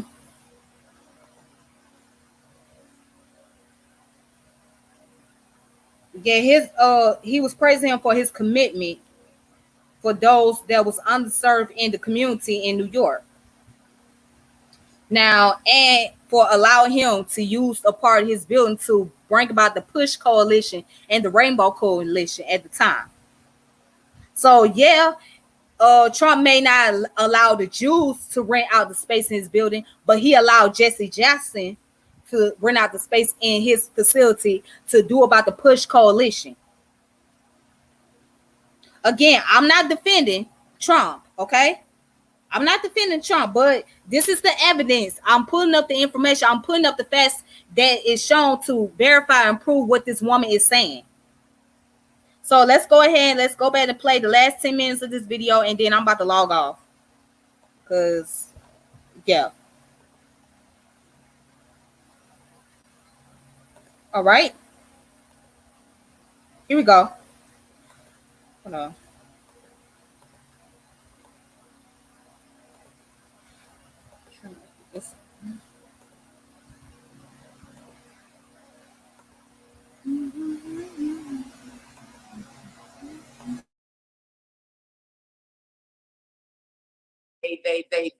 Black people have the same access to do the same exact things. At some point, we're going to have to stop pointing fingers. Yes, we do. Enough of us got money. We can go in here and take advantage of these tax breaks. If y'all got homeboys, y'all interview all types of celebrities. If we really want to rebuild Black Street, if we really want to restore Black America, then we still have the opportunity right now. Pull our people together. Let's go take advantage of these tax breaks. Let's create our own opportunities and employ our own people. That's the answer, because we can't keep sitting back waiting on somebody else to make something happen to us. Because when they open up these loans and they open up these access, we have the same exact access, but we do not take advantage of it. So the majority of us, go ahead, Angela. No, I was going to say, since we're talking about access, do you think it's an issue with the Paycheck Protection Program that they're not saying what companies got the money and that there's not full disclosure on what was happening with those funds? Does it need to be full disclosure to the full public, or does it need to be full disclosure just to HUD or SBA? Who needs access to it? I mean, I think there has to be some accountability. I think we should know where is that money going, because there's a lot of businesses that were small businesses that weren't able to access those funds because they were depleted so quickly. I can tell you, I know for a fact several small Black businesses in the Atlanta area that did get access to those funds. I mean, we even saw a huge article about Carly Red's boyfriend getting $2 million and going and buying a Rolex and paying child support. I think what it is that we need to make sure that we are educating our communities on how to take advantage of these opportunities. So if they gave out the PPE loans and said, hey guys, fill it out, how many of us actually went through the process of filling out the paperwork? Or if we didn't know how to properly fill out the paperwork, made sure that we engaged our communities for them to get access. So we can't say, oh, they just gave this money to all of these rich or corporations. That's not true. I didn't say that. I was just asking for if you think there should be disclosure. 60% of all small Black, yeah, there should definitely be disclosure, but 60% of all small Black-owned businesses didn't even apply for the PPP, and that's why Robert Smith started QuickBase.com. Yeah, you know, access, a lot of us can't get access. A lot of us can't get loans. You know, it's difficult for a lot of African Americans to get loans. But that's why Robert Smith did QuickBase.com and Diddy did OurFairShare.com to ensure that. But 60% of the people didn't even go for it. But let me ask you a question, Angela. What would be your plan to sustain? Okay. We do. I agree with you that our community. If we educate them on, because remember in school, I don't know about you guys, but I was raised in the hood. In school, they didn't teach us about credit. You know what I'm saying? They didn't teach us about finances. Many of us they didn't teach us about entrepreneurship. And that's something that I like to see our children taught in school. I mean, it's like we just jump out there and then we don't take advantage of the stuff because we don't have the education. It's not because we can't get it. We're not educated on how to get it. We're not educated on how to establish credit. We're not educated on how to get loans. Okay, Angela, can I ask you another question? Oh, go ahead. What would be your plan, Angela, to sustain people who are still not working because of your president when the unemployment payments run out in July? Unemployment definitely runs out in July. African American unemployment right now, I want to say, is at 16.8%. Nationwide unemployment is at 13%. I want to focus mainly on disaster recovery management, especially after what we saw with COVID, creating job creation, job growth. I think that would be an immediate fix and impact. And not only that, but teaching a lot of people in our inner city and disadvantaged communities about entrepreneurship.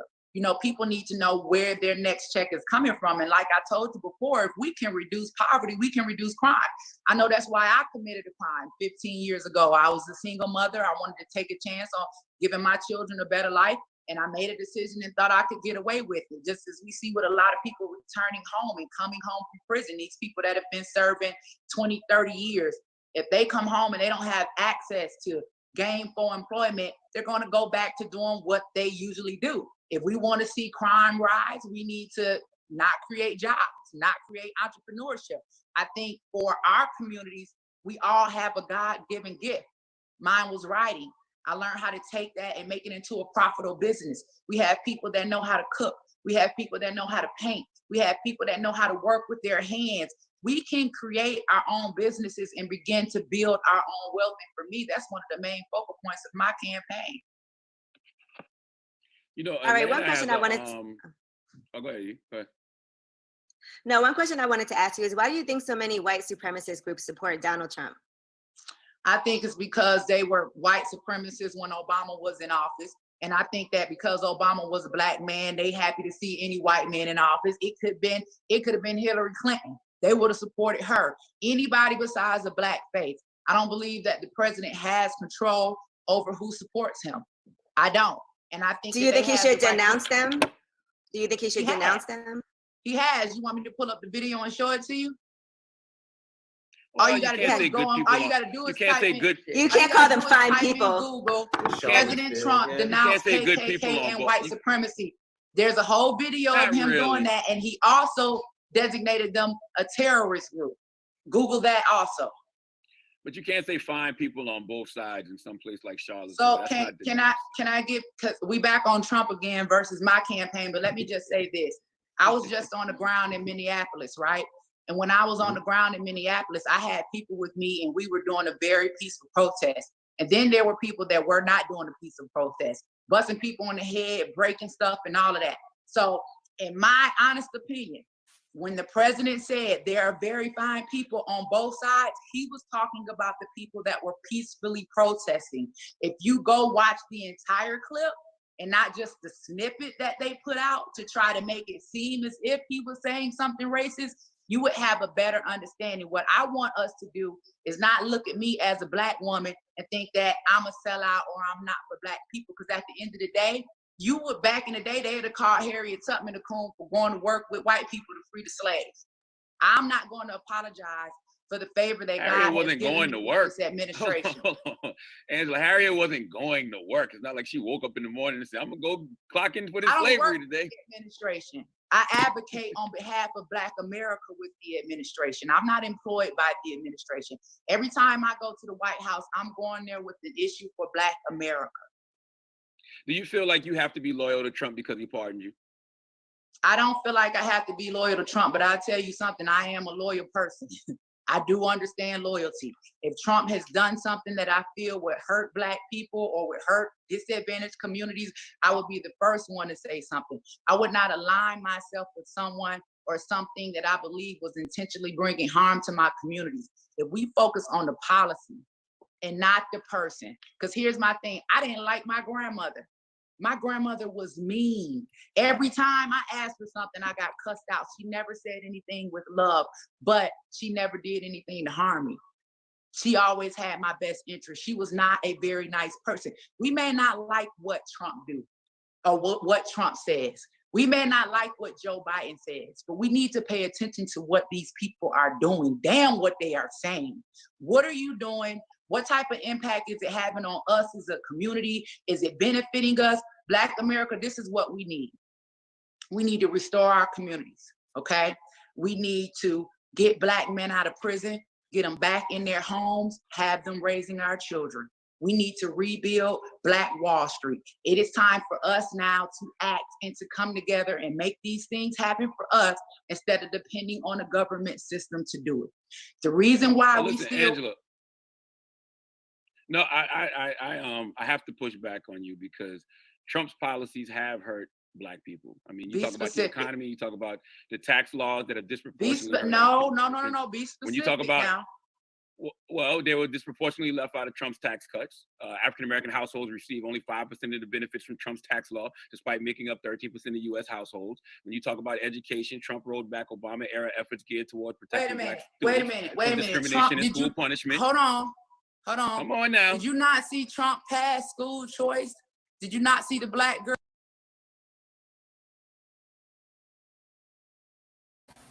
Okay, so far, I'm gonna stop it right there. If y'all want to watch the rest of the video, you're more than welcome to do so. But I'm gonna stop it right there. So far, she really has a solid point.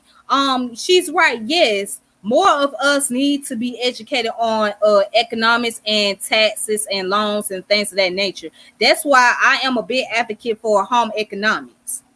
I'm a big advocate for that to be brought into these public schools so students will be able to learn and be able to gain understand of what home economics is, and so they can be able to learn about tax credits, be able to learn about paying bills and all that, because there's a lot of things that you must be prepared for when you get ready to step into the world on your own. So I am an advocate of that, and yes, I totally agree with her. And Charmaine even confirmed something what she just said. Charmaine confirmed that there was a loan, or there was some type of website that P. Diddy and another brother had for Black people to get access to sign up for, but 66% did not take advantage of that opportunity. So he confirmed exactly what she just said. 66% of Black people did not take on the opportunity to sign up for loans for their business. It's interesting. So, what I want to show real quick, and then I'm gonna have to get off of here because I've been on here almost 2 hours, but I want to show the whole concept about the First Step Act promise from President Trump's prison reform policy. So I'm gonna go ahead and show this article, and then I'm gonna log off.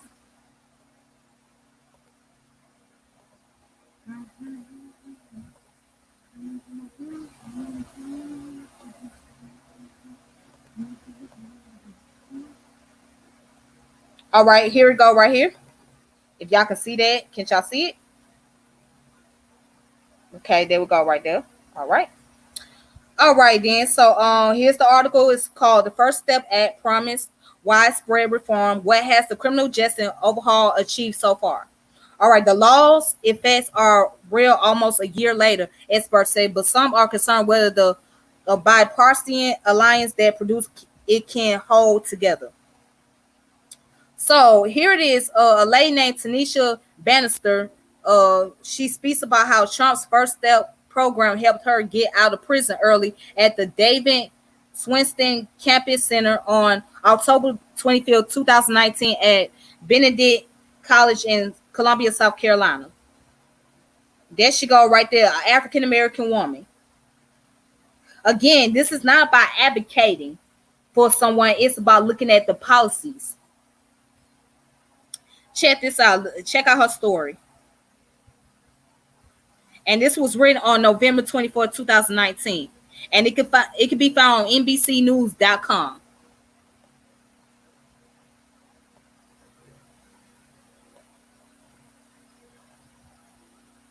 All right. In 2004, when Tanisha Bannister was 29, a judge sentenced her to life in prison for selling crack, convincing the single mother of two she'll never be free again. 2 decades earlier, the country had responded to the crack cocaine epidemic with laws that hope to stem both violence and social decay caused by low cost crack cocaine. Over time, the 1986 law mandated 100-to-1 crack versus powder cocaine sentences ratio marooned millions of American, mostly black men in America's prison system. But as her time in prison stretched on, Bannister, who is black, began to question the legitimacy of her punishment for a non-violent crime. She petitioned the administration of President Barack Obama and President Donald Trump for a reprieve to no avail.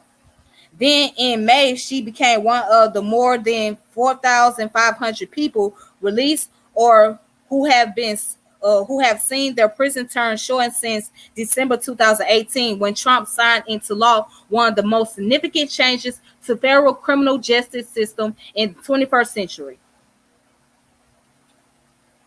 All right, so here it is. Basically, after being let down for so many times, it was just like life was breathed all over again. Bannister, now 45, said.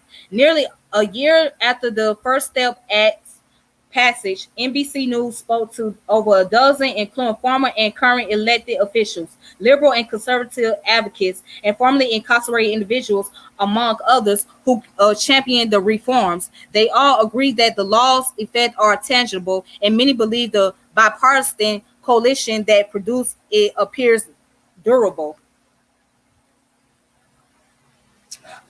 All right, so let's look up what the First Step Act achieved. Check this out. Okay, more than 3,000 inmates have been released, and another roughly 1,700 people convicted of crack cocaine offenses have seen their sentences reduced thanks to the First Step Act, according to data from the Federal Bureau of Prisons and the U.S. Sentencing Commission. Some of that activity stems from a 2011 change made by the Federal Sentencing Commission affecting people convicted of certain drug crimes and a provision of the First Step Act. That provision made the sentences guidelines of Obama-era Fair Sentence Act of 2010 retroactive. The majority of those released under both acts have been black men, the group which the war on drugs campaign of the 70s and 80s effectively target. Okay, but the effects of the act's other major provision, the relaxing of the notorious three strikes rule to mean a 25-year sentence rather than life in prison for 3 or more convictions, are so far difficult to measure. A year, little data has been collected around how many people had been sentenced under the new guidelines. The act also required the development of a new risk assessment tool that aims to determine which inmates are most likely to re-offend if released and to identify ways to assist those who are released. It was complete in July. Meanwhile, roughly 16,000 federal prisoners have enrolled in drug treatment programs created by the act, according to the Justice Department.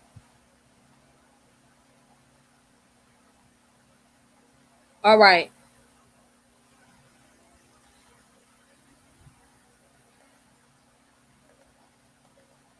So I just wanted to read that. So pretty much I verified most of the stuff she was saying to be accurate.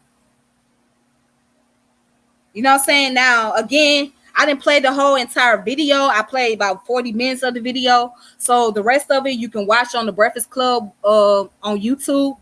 But yeah, I just wanted to show that and want to give my thoughts and commentaries on it.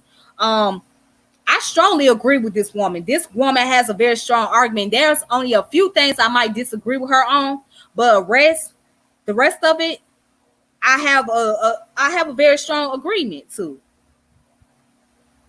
I really do. Now, the only thing we may disagree is about the whole concept of abortion. as far as like the reason, like I said, only time abortion should be legal is when there is in case of emergency, such as if a person been raped or if a person been impregnated by their family member, or if there was medical issues, then that's when the abortion should be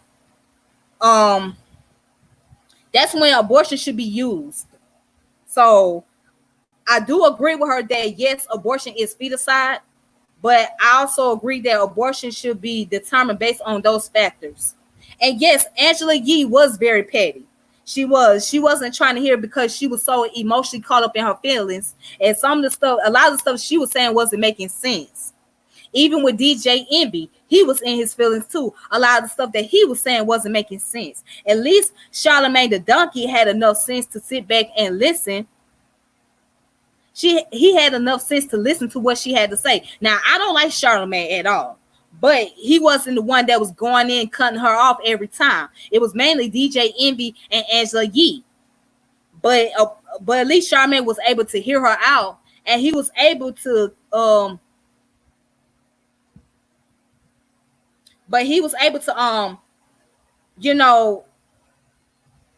interact with her and be able to have an agree to disagreement conversation, and was be able to agree with some of the things that she was stating. So when she was talking about the black people not taking advantage of the loans, he was like, you're right, over 60 cents of black folks that got loans, or that over 66% of black business owners did not sign up for the loans that was issued by P. Diddy and issued by another brother that he was mentioning. They did not sign up for it. They didn't take advantage of that opportunity. So he pretty much confirmed some of that stuff that she was talking about. So at least he had enough sense to sit back and listen. Everybody else wanted to argue. Everybody else wanted to talk over her. And so eventually all three of them was bullying on her. But it was mostly DJ Envy and Angela Yee. So yeah, this woman stood her ground. And she was well-spoken, very respectful. She did not back down. She did not budge not one bit. She came in there prepared and ready and already knew what she was in it for. She already knew what she was talking about. So, I respect that. I can give more respect to her than I do with Candace Owens. Hopefully, she don't come with a bunch of foolery, because if she come with a bunch of foolery, then it's a problem. But outside of that, again, I like this woman. I like her arguments. I like what she's presenting. So, and just imagine this lady. Right, exactly. That's the problem, because they were so busy focusing on the subject about Trump being a racist and the whole LGBT crap. That's what they was focusing on. But, just look at it. Let's just take a look at this woman. This woman come from the inner city of Atlanta. She come from the hood of Atlanta, okay? She was incarcerated when she was young. And she was let out of prison early due to Trump's prison reform policy. And now she has an opportunity to run for Congress. See, that's somebody that you can be inspired from. This is a black woman that you can look up to as an example of inspiration. This sister had determination, say, you know what? I want to be able to go and make a difference. And how do I go about making a difference? I want to be able to do it just by running for Congress. Right, they didn't want to talk about that. They weren't trying to be interested. See, that goes to show you they weren't trying to value her. So yes, again, I totally stand on a lot of the things that she was saying. I really do. Especially when she was talking about the LGBT. I totally stand on that. When she talked about abortion, I agree with most of the stuff that she was talking about. So, what I'm saying? And then I was able to go back and double check the information, make sure it was accurate. And for the most part, a lot of the stuff she was saying was 100% accurate. And there was nothing to argue against right then and there. She was very accurate. She was on point. She knew what she was talking about. She knew her stuff. So, yeah. But anyways, thank you guys for tuning in to this program. Thank you guys. So with that being said, I hope you all have a wonderful day, a wonderful evening, and then I'll probably come back later on to do another video. I don't know. So I will keep you guys posted. If you're watching from the YouTube channel, please make sure you share and subscribe my channel. Make sure you hit the notification bell if you haven't, which is Tiffany L. French. Eventually, I'm thinking about changing the name of it. I haven't decided what name I want to use as of yet. If you're watching on Facebook, go ahead and share this video on Facebook. You're more than welcome to do so. So thank you guys so much. Again, may peace and power and elevation be to all of you. Please be safe. Knowledge is essential. Knowledge is essential. Knowledge is power. Remember that. So until next time, deuces. Thank you guys so much. All right. My channel is Tiffany L. French. Yeah, just type in Tiffany L. French. That's my channel. So eventually I'm going to end up changing the name. But as of right now, that's the title of it. Just go ahead and subscribe to that channel. All right, then. Peace, you guys. I'll talk to y'all later. All right.